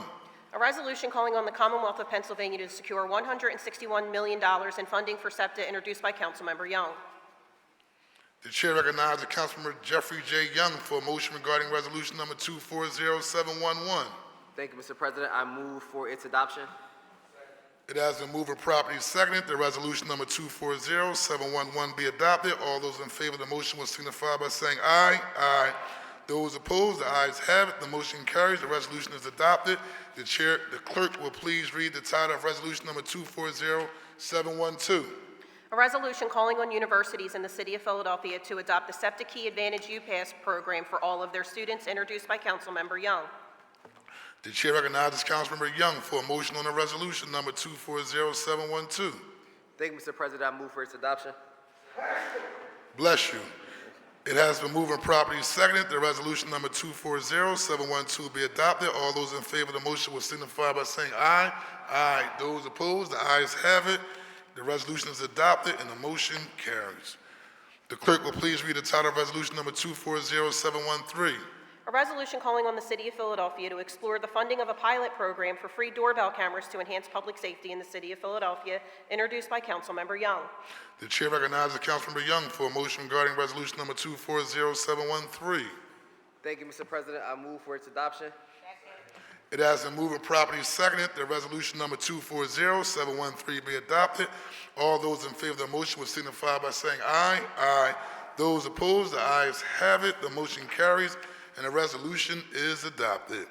Would the clerk please read the title of resolution number 240714? A resolution calling on the city of Philadelphia to explore the resumption of annual Philly Free Street Days, introduced by Councilmember Young. Thank you, Mr. President. I'm sorry. You got to recognize me. The chair recognizes Councilmember Young. Thank you, Mr. President. I move for its adoption. It has been moved and properly seconded that resolution number 240714 be adopted. All those in favor of the motion will signify by saying aye. Aye. Those opposed, the ayes have it. The motion carries. The resolution is adopted. Would the clerk please read the title of resolution number 240717? A resolution authorizing a task force to advance recommendations and coordinate initiatives to ensure that all people in Philadelphia are able to exercise their fundamental right to bodily autonomy and reproductive freedom, introduced by Councilmember Brooks. The chair recognizes Minority Leader Brooks for a motion regarding resolution number 240717. I move for the adoption of the resolution. It has been moved and properly seconded that resolution number 240717 be adopted. All those in favor of the motion will signify by saying aye. Those opposed? The chair recognizes Councilman O'Neill. Nay. The ayes have it. The motion carries. The resolution is adopted. Would the clerk please read the title of resolution number 240721? A resolution calling upon the Philadelphia Water Department to use projected climate rainfall information to prioritize actions to fix raw sewage overflows and urging Philadelphia Water Department to use real-world climate-related rainfall data to project the impacts of their Green City Clean Water plans, introduced by Councilmember Squilla. The chair recognizes Councilmember Squilla for a motion regarding resolution number, bless you, for a motion regarding resolution number 240721. Thank you, Mr. President. Move for the adoption of the resolution. Second. It has been moved and properly seconded that the resolution be adopted. Resolution number 240721. All those in favor of the motion will signify by saying aye. Aye. Those opposed, the ayes have it. The motion carries and the resolution is adopted. Would the clerk please read the title of resolution number 240722? A resolution continuing the Fishtown-Kensington Area Business Improvement District in the area that generally includes both sides of Frankfort Avenue from the west side of Delaware Avenue to the south side of Lehigh Avenue, both sides of North Front Street from the north side of Poplar Street to the south side of Diamond Street, both sides of East Girard Avenue from Frankfort Avenue to North 2nd Street, and the south side of West Girard Avenue from Frankfort Avenue to Howard Street, and certain blocks of streets that intersect portions of these streets, approving an extension of the boundaries of the district to include North Front Street from Montgomery Street to Diamond Street, East Girard Avenue from East Fletcher Street to East Burke Street, and the north side of West Girard Avenue from Front Street to North 2nd Street, continuing the Fishtown-Kensington Area Business Improvement District, a Pennsylvania nonprofit corporation, as the Neighborhood Improvement District Management Association for the district, approving a plan for and report concerning the district, authorizing the Director of Commerce on behalf of the city to execute an agreement with the Fishtown-Kensington Area Business Improvement District relating to the district, and reauthorizing the Fishtown-Kensington Area Business Improvement District to assess property owners within the district a special property assessment fee to be used in accordance with the approved plan, all in accordance with the provisions of the Community and Economic Improvement Act, all under certain terms and conditions. The chair recognizes Councilmember Squilla for a motion regarding resolution number 240722. Thank you, Mr. President. I move for the adoption of the resolution. It has been moved and properly seconded that resolution number 240722 be adopted. All those in favor of the motion will signify by saying aye. Aye. Those opposed, the ayes have it. The motion carries. The resolution is adopted. Would the clerk please read the title of resolution number 240723? A resolution renaming the 3700 block of Blaybond Street Lou and Chew's Way to honor Louis Crump and Charles Franklin's Lou and Chew Lounge, introduced by Councilmember Bass. The chair recognizes Councilmember Bass for a motion regarding resolution number 240723. Thank you, Mr. President. I move for the adoption of the resolution. It has been moved and properly seconded that resolution number 240723 be adopted. All those in favor of the motion will signify by saying aye. Aye. Those opposed, the ayes have it. The motion carries. The resolution is adopted.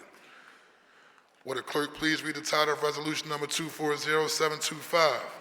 A resolution renaming Waterview Playground to the Donna Reed Miller Playground to honor the life and contributions of former council member Donna Reed Miller, introduced by Councilmember Bass. The chair recognizes Councilmember Bass for a motion regarding resolution number 240725. Thank you, Mr. President. I move for the adoption of the resolution. It has been moved and properly seconded that the resolution number 240725 be adopted. All those in favor of the motion will signify by saying aye. Aye. Those opposed, the ayes have it. The motion carries. The resolution is adopted. Would the clerk please read the title of resolution number 240728? A resolution authorizing the Philadelphia Land Bank to dispose of 3858 Mount Vernon Street, 3903, 3905, 3907, and 3930 Wallace Street, 642, 647, and 658 Union Street, 3841 and 3843 Mellon Street, located in the 3rd Councilmatic District in accordance with the terms of Chapter 16-700 of the Philadelphia Code, introduced by Councilmember Gautier. The chair recognizes Councilman Gaultier for a motion regarding resolution number 240728. Thank you, Council President. I call for the adoption of the resolution. It has been moved and properly seconded that resolution number 240728 be adopted.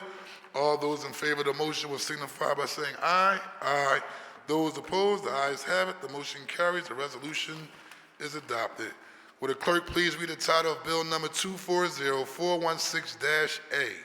An ordinance authorizing an increase in the non-electoral indebtedness of the city within the Pennsylvania constitutional limit, authorizing the bond committee to sell bonds at public or private negotiated sale, to provide funds towards various capital municipal purposes, providing for appropriations to the sinking fund commission for the payment of such bonds, and authorizing agreements to provide credit or payment or liquidity sources for the bonds in connection with the issuance of bonds and certain other actions, introduced by Councilmember Gilmore Richardson on behalf of Council President Johnson. This bill having been read on 2 different days, the question now is, shall the bill pass finally? Will the chief clerk please call the roll? Councilmember Phillips? Councilmember Gautier? Councilmember Thomas? Councilmember Jones? Councilmember Landau? Councilmember Losada? Councilmember Young? Councilmember Brooks? Councilmember Harity? Councilmember O'Rourke? Councilmember Driscoll? Councilmember O'Neill? Councilmember Squilla? Councilmember Bass? Councilmember Ahmad? And Council President Johnson. Aye. The ayes are 16, the nays are 0. A majority of all members having voted in the affirmative, the bill passes. The clerk will please read any additional resolutions on today's final passage calendar. A privileged resolution honoring and celebrating Sonia Sanchez, poet, activist, and scholar, on the occasion of her 90th birthday, introduced by Councilmember Gautier. The chair recognizes Councilmember Gautier for a motion on the resolution. Thank you, Council President. On your behalf, I call for the adoption of the resolution. It has been moved and properly seconded that the resolution be adopted. All those in favor will signify by saying aye. Aye. Those opposed, the ayes have it, and the resolution is adopted. Will the clerk please read the title of the next resolution? A privileged resolution supporting the National Minority Business Development Agency and recognizing October 7th through October 11th, 2024 as Philadelphia Minority Enterprise Medweek, which provides critical information, resources, opportunities, and inspiration to the minority business community, introduced by Councilmember Jones. The chair recognizes Councilmember Jones for a motion on the resolution. Thank you, Mr. President. I move for its adoption. It has been moved and properly seconded that the resolution be adopted. All those in favor will signify by saying aye. Aye. Those opposed, the ayes have it, and the resolution is adopted. Will the clerk please read the title of the next resolution? And a privileged resolution honoring and recognizing Sarah Collins Rudolph, a survivor of the tragic 16th Street Baptist Church bombing in Birmingham, Alabama, for her unwavering courage, her dedication to social justice, and her profound impact on the civil rights movement, introduced by Councilmember Jones. Will the clerk please read? The chair recognizes Councilman Curtis Jones. Thank you, Mr. I move for the adoption. It has been moved and properly seconded that the resolution be adopted. All those in favor will signify by saying aye. Aye. Those opposed, the ayes have it, and the resolution is adopted.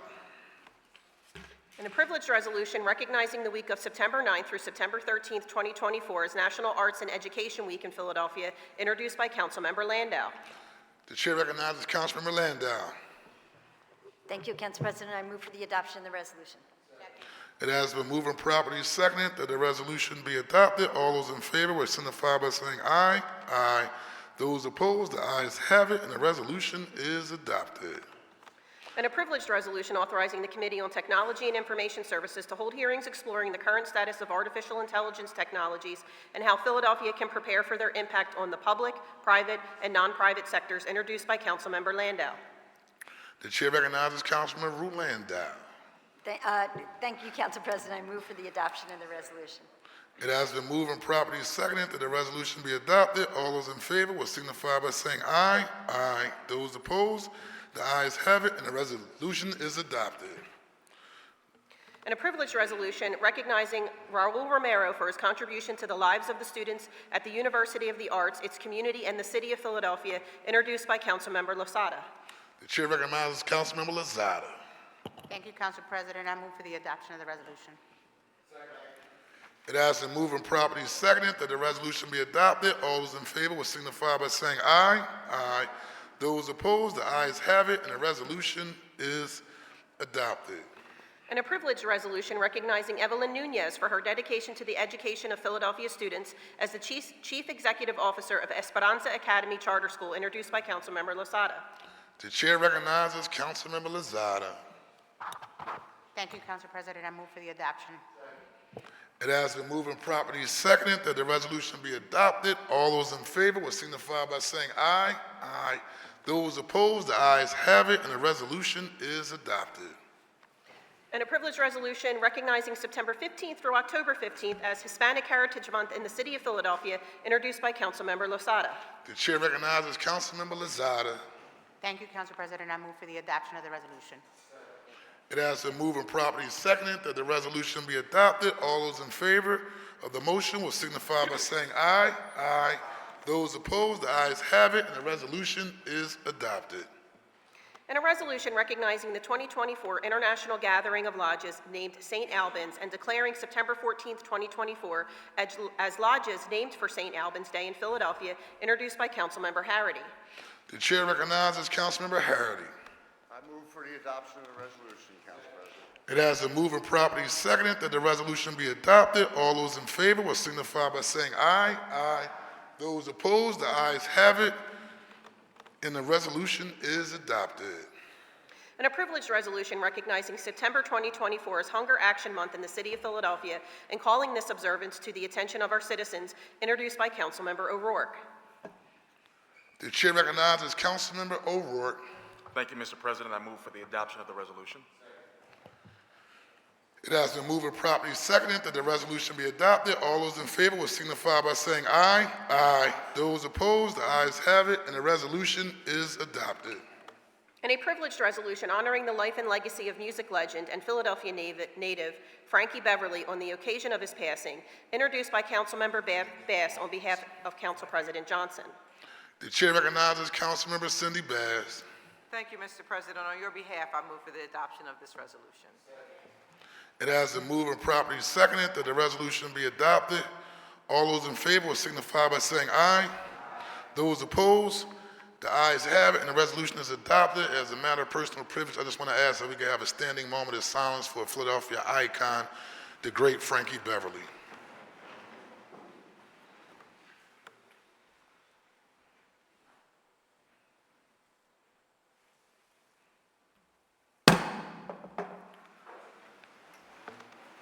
Clerk, please call the next resolution. And a privileged resolution honoring and recognizing Reverend Dr. Alan E. Waller on his 30th pastoral anniversary and loyal and dedicated service to God, His church, humanity, and the community, introduced by Councilmember Bass. The chair recognizes Councilmember Cindy Bass. Thank you, Mr. President. I move for the adoption of this resolution. It has been moved and properly seconded that the resolution be adopted. All those in favor will signify by saying aye. Aye. Those opposed, the ayes have it, and the resolution is adopted. And a privileged resolution recognizing the City of Philadelphia's commitment to the voting rights of nursing care facility residents through the Platinum Voters Initiative, introduced by Councilmember Ahmad. The chair recognizes Councilmember Nina Ahmad. Thank you, Council President. I move for the adoption of this resolution. It has been moved and properly seconded that the resolution be adopted. All those in favor will signify by saying aye. Aye. Those opposed, the ayes have it, and the resolution is adopted. There are no other resolutions in my possession, Council President. That completes our calendar for today.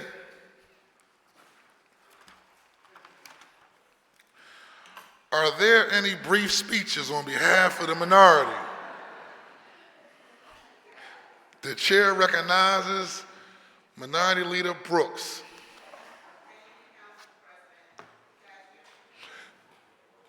Thank you, oh, there we He's go. new, so I ain't never seen him before. Hold up.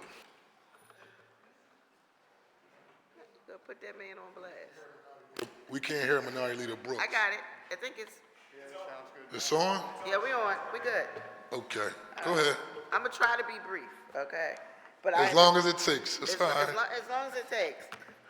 So before I start with my written remarks, I just want to express my deepest condolences to Rep. Harris as he mourns the death of his beloved wife.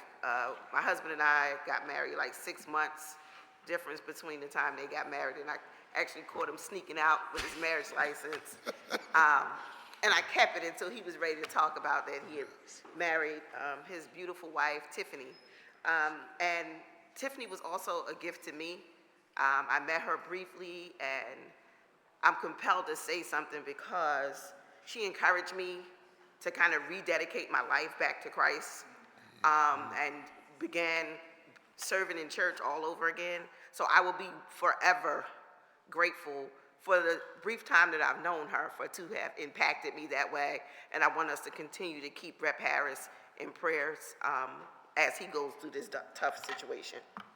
Thank you.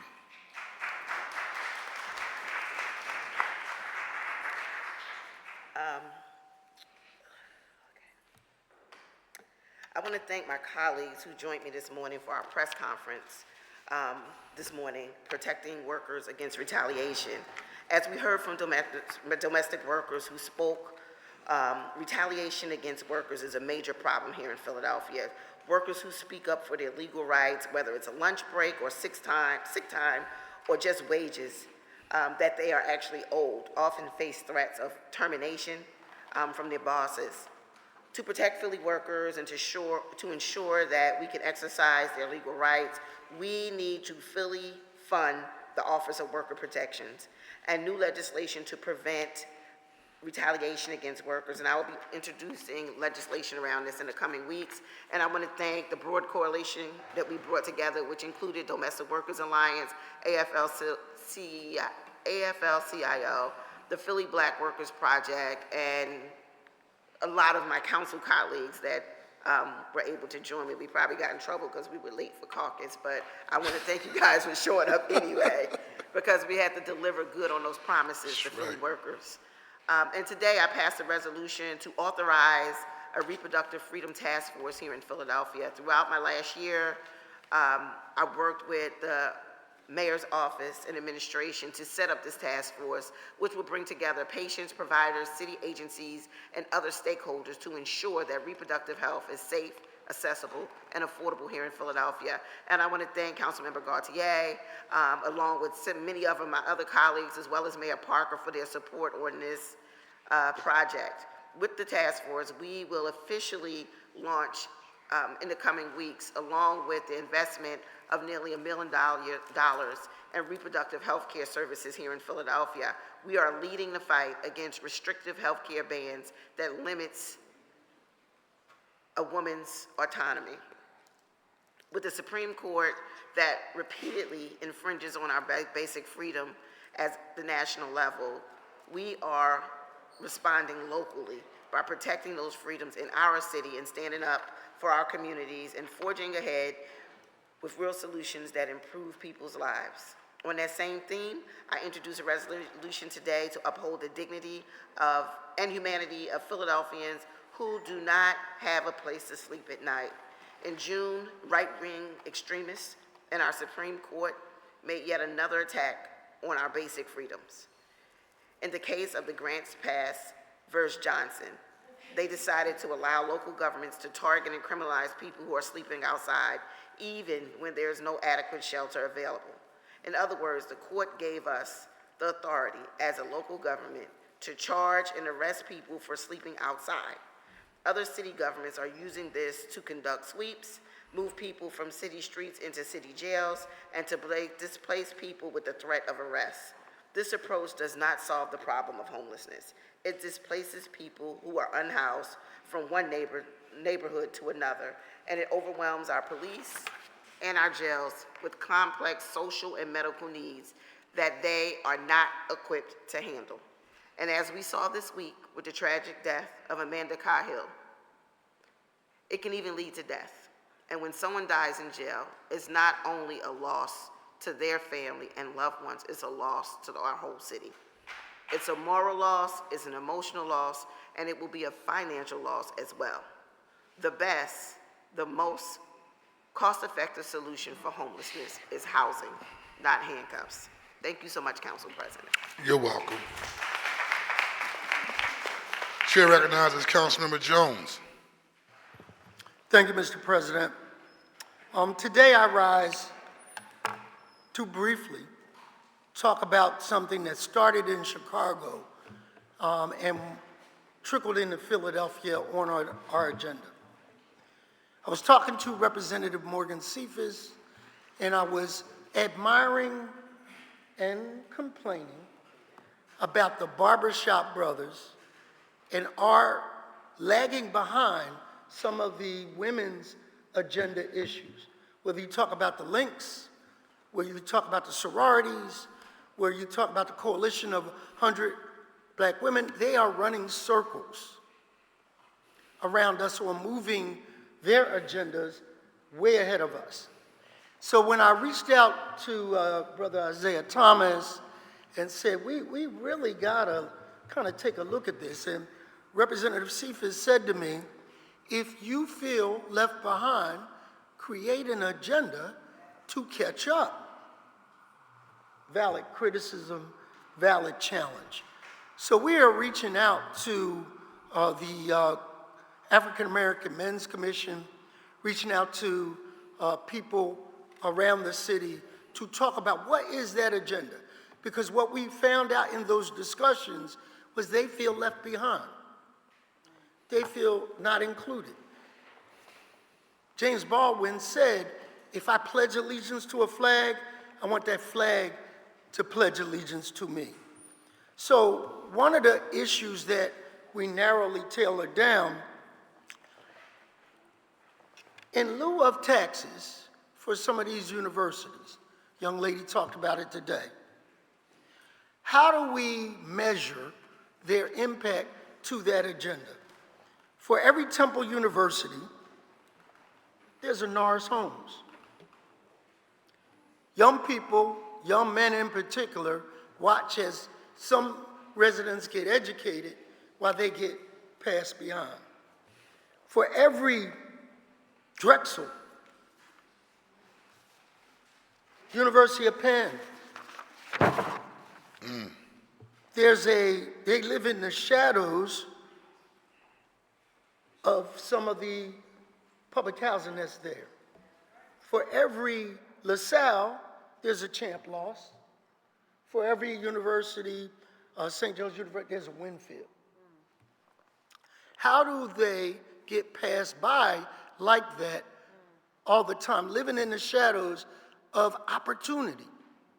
So I don't want your taxes, maybe, but I do want your intellectual property, definitely, to help out to create those pathways for young men and women who are in the shadows of some of these great institutions.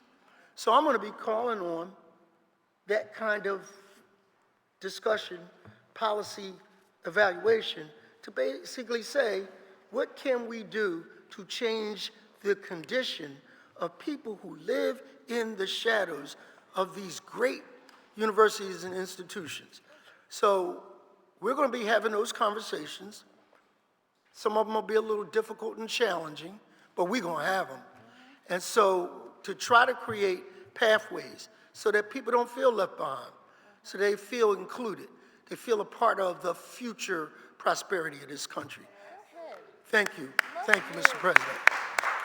Thank you, Member Jones. Very well said. And as I always say, if we're going to erase the moniker of being the largest, poorest city in America, and also a tale of two cities, it's the type of approach that we must take to change the dynamics of those most in need in the city of Philadelphia. The chair recognizes Councilman O'Rourke. Thank you, Mr. President. There is another word from the minority, a brief one, and today that word is actually accountability. Without accountability, as my comms director said, there is no trust. Without trust, there is no legitimacy. and we need legitimacy in our democracy. We can't derive or wield any, as Jefferson put it, just powers if the governed don't consent because they don't believe us when we speak. We need accountability in our democracy and in self-government. Part of building that happens actually in these chambers, in that caucus room, in our offices. So 4 quick notes in the spirit of accountability, and I'm gonna get out your way. 1, anti-retaliation legislation.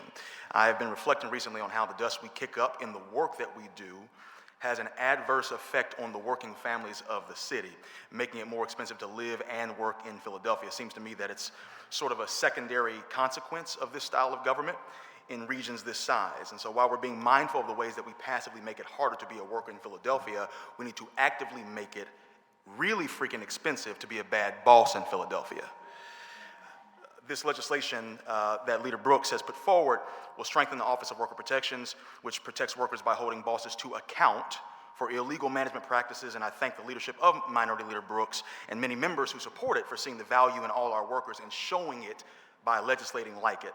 I also wanted to speak to HB 1283 resolution, which would empower municipalities to create parking protected bike lanes on state-owned roads.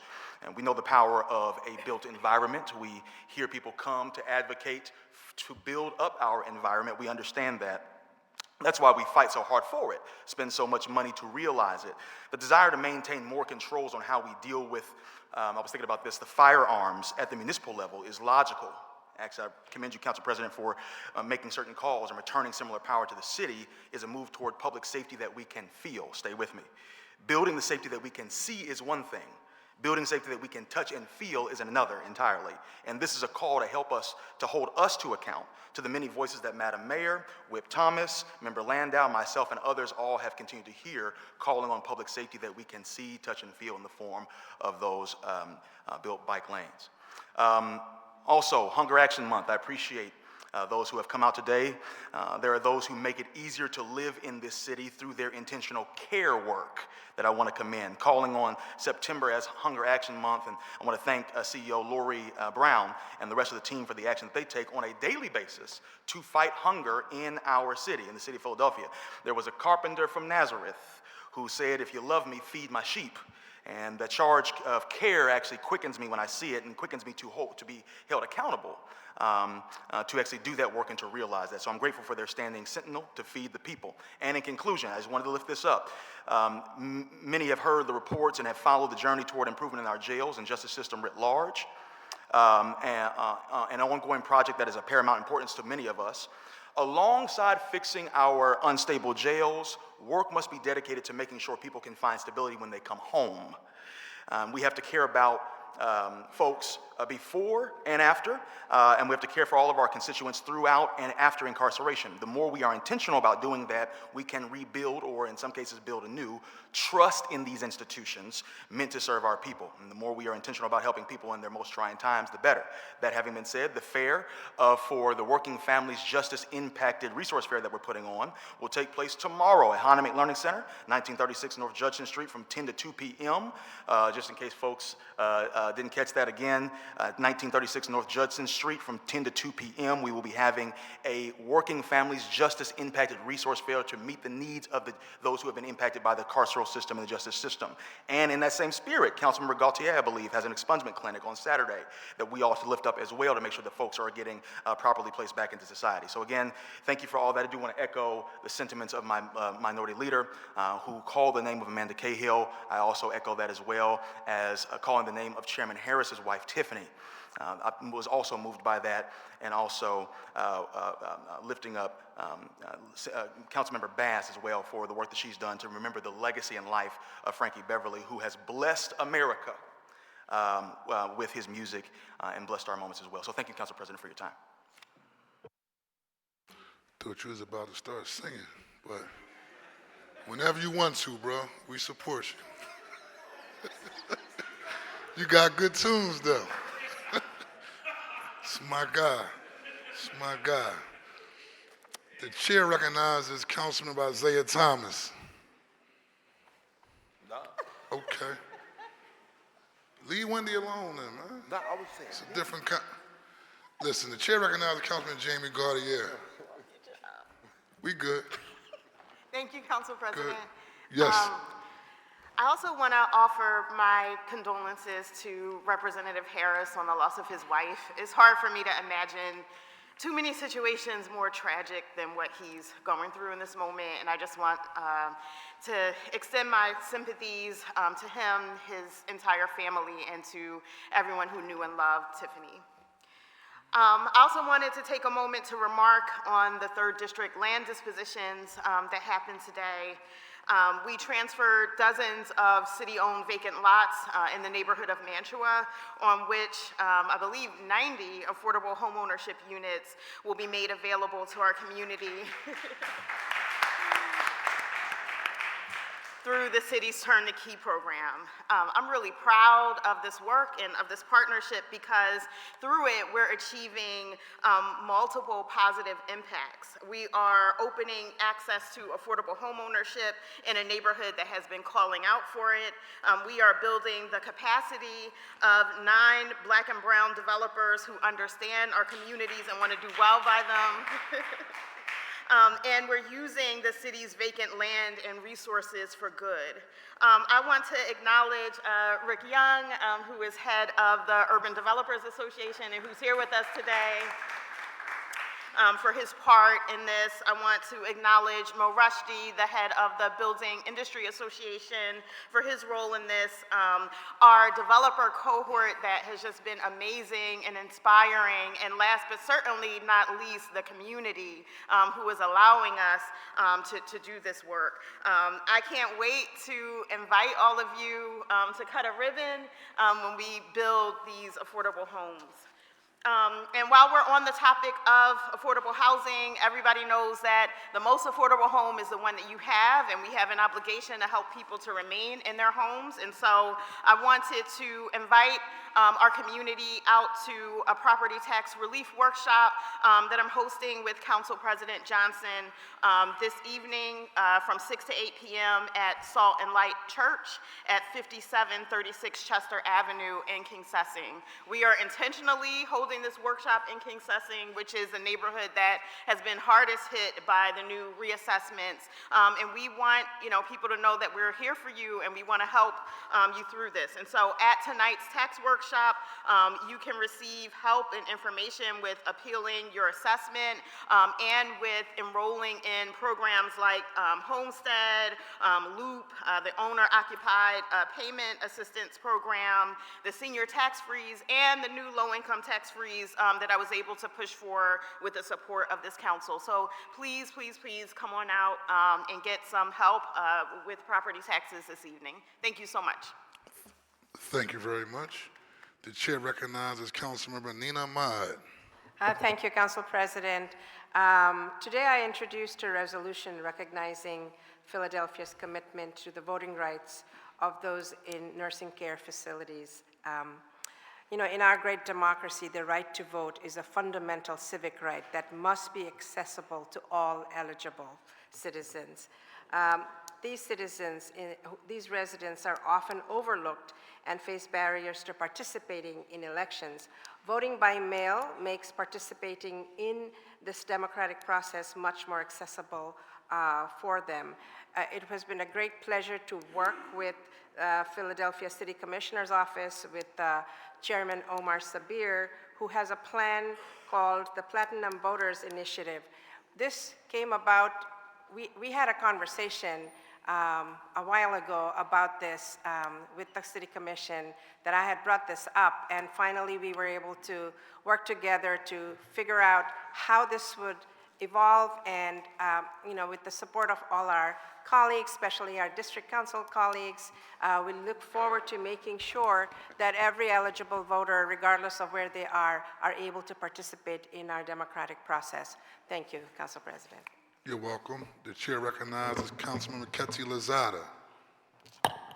Thank you, Council President. Over the summer, the special committee held a hearing in the Kensington community to research the challenges that some folks experience when trying to access beds. We walked away with some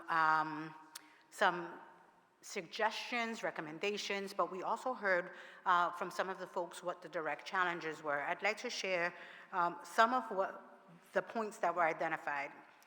One of them was that there's a serious disconnect as we work towards trying to figure out where the beds are available. There's a lack of coordination between services at each provider level, and the process is simply too slow. Patients are waiting up to 16 hours for an assessment at our city-run facilities. People are opting out of recovery because that window is just too long, and so they choose to head out to the street. We're failing them. The hearing helped us identify some recommendations that I'd like to put on the floor because I'd like people to start thinking about them as we continue this work in Kensington. We need a multidisciplinary care model be developed to bring providers together at each step of the recovery process. We also need a model that deploys outreach around the clock throughout the city in order to meet people where they are and work within a flexible triage-based system to help stabilize patients. We also need to implement and utilize a centralized dashboard to provide real-time information on access to treatment beds. The hearing was a success because of the people who came to testify. We need to hear from them more and continue to use them as resources as we develop solutions. A recent Newsweek national survey of over 4,000 medical professionals in the addiction treatment industry identified 7 facilities from right here in Philadelphia as top addiction treatment centers in our country. I bring that up because I am confident that we can get this done and we can get it done right. I believe in creating a system that provides the fast, robust recovery services that people we see suffering on our streets need. Today I introduce another resolution calling for the special committee to convene once again to hear from our subject experts. The hearing will explore the best practices in substance use disorder outreach and investigate the effectiveness and current models used by the City of Philadelphia and its partners to do outreach specifically. I look forward to reconvening with these experts, all of you and your staffs, everyone interested in helping us find a resolution towards connecting folks with the resources they need for a successful journey. We may not always agree on the path and on the process, but the work continues and we're all committed to doing so. Thank you, Council President. Thank you. The chair recognizes Councilmember Cindy Bass. Thank you so much, Mr. President. I just wanted to add 2 really quick notes to our session today. One is I just wanted to thank all of the members who co-sponsored the resolution honoring Pastor Alan E. Waller from Enon Tabernacle Baptist Church for 30 years of service. And service it has been that has touched so many lives in so many communities, not just in the Northwest, but really throughout the entire city of Philadelphia. So we wanted to just send a special thank you to all of the members for co-sponsoring the resolution. Also wanted to recognize and thank those who attended his banquet on Saturday evening, and that would be Councilmember Phillips, State Senator Sharif Street, our Sheriff Rochelle Bilal, and our District Attorney Krasner. So again, many thanks for recognizing this very passionate servant leader here in the city of Philadelphia. Council President, I thank you for the honor of introducing the Frankie Beverly resolution on your behalf. There is going to be a balloon release this afternoon on the 6100 block of Norwood Street. That's Norwood and Spencer in Somerville, the Somerville section of Germantown. That's this evening at 6 p.m. And we certainly hope that everyone will be there in white. And I know that I will be there because, Frankie, you make me happy. So thank you, Mr. President. Before I let go. You going to sing?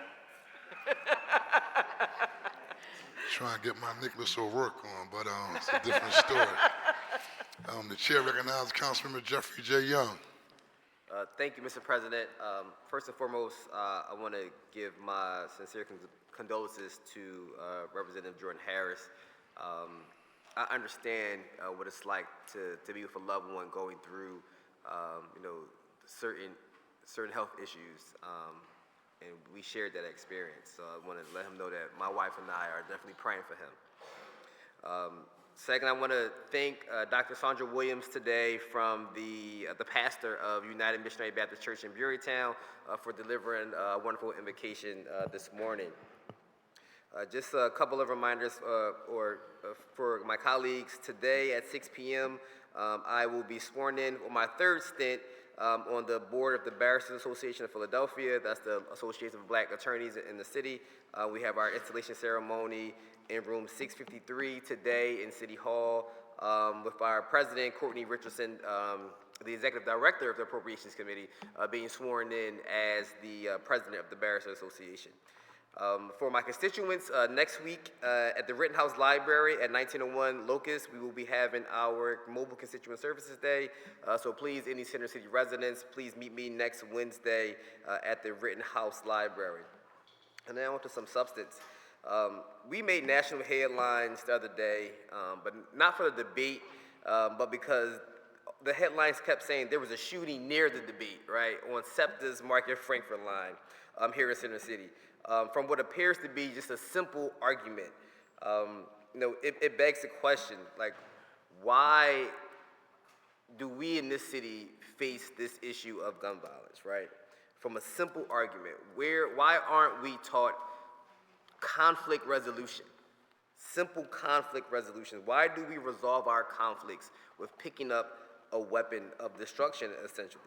And if you want to improve public safety in our city, we have to do so by ensuring that SEPTA is fully funded. Because if SEPTA is fully funded, those instances, frankly, won't happen. So we have to ensure that SEPTA fully gets all the money that it deserves to run our city. It really affects our city's economy. It moves workers, it moves students, and everyone in between. SEPTA touches every corner of our city, touches every district. So it's up to all of us to ensure that SEPTA is fully funded to make sure our city continues to be safe and our city can grow. I want to thank my colleagues today for passing the resolution calling for the city to explore a pilot program for doorbell cameras. I can say that in other cities, particularly in the Midwest, these doorbell cameras have worked to change negative behaviors in communities because of enforcement. We have to invest in solutions that work to deter crime. And in our city, where there are 70% of gun violence cases that do not have associated court cases with them, that means 70% of those folks are out here just running free. We need solutions to help the police enforce these laws. And I think that a doorbell camera can be instrumental in solving crimes, combating violence, and improving communications between police, law enforcement, and residents. Such a program can help police better identify hotspots where crime is occurring, and most importantly, help identify those responsible for quality of life crimes that impact our communities, such as car break-ins, package thefts, and of the like. And as we all know, those types of crimes are on the rise. So I, again, commend my colleagues for passing this resolution as we look for solutions to lower the violence and gun violence that we face in our city. So thank you. Thank you. And thank you for the bill that deals with packages, because it's a very serious issue. The chair recognizes Councilman Rue Landau. Thank you, Council President. Today, I'm excited to dedicate this week as Arts Education Week in Philadelphia. The seeds of creativity are first planted in the classroom, and these seeds can grow into the vibrant arts scene Philly is known for, with the continued support of educators, family members, and the city.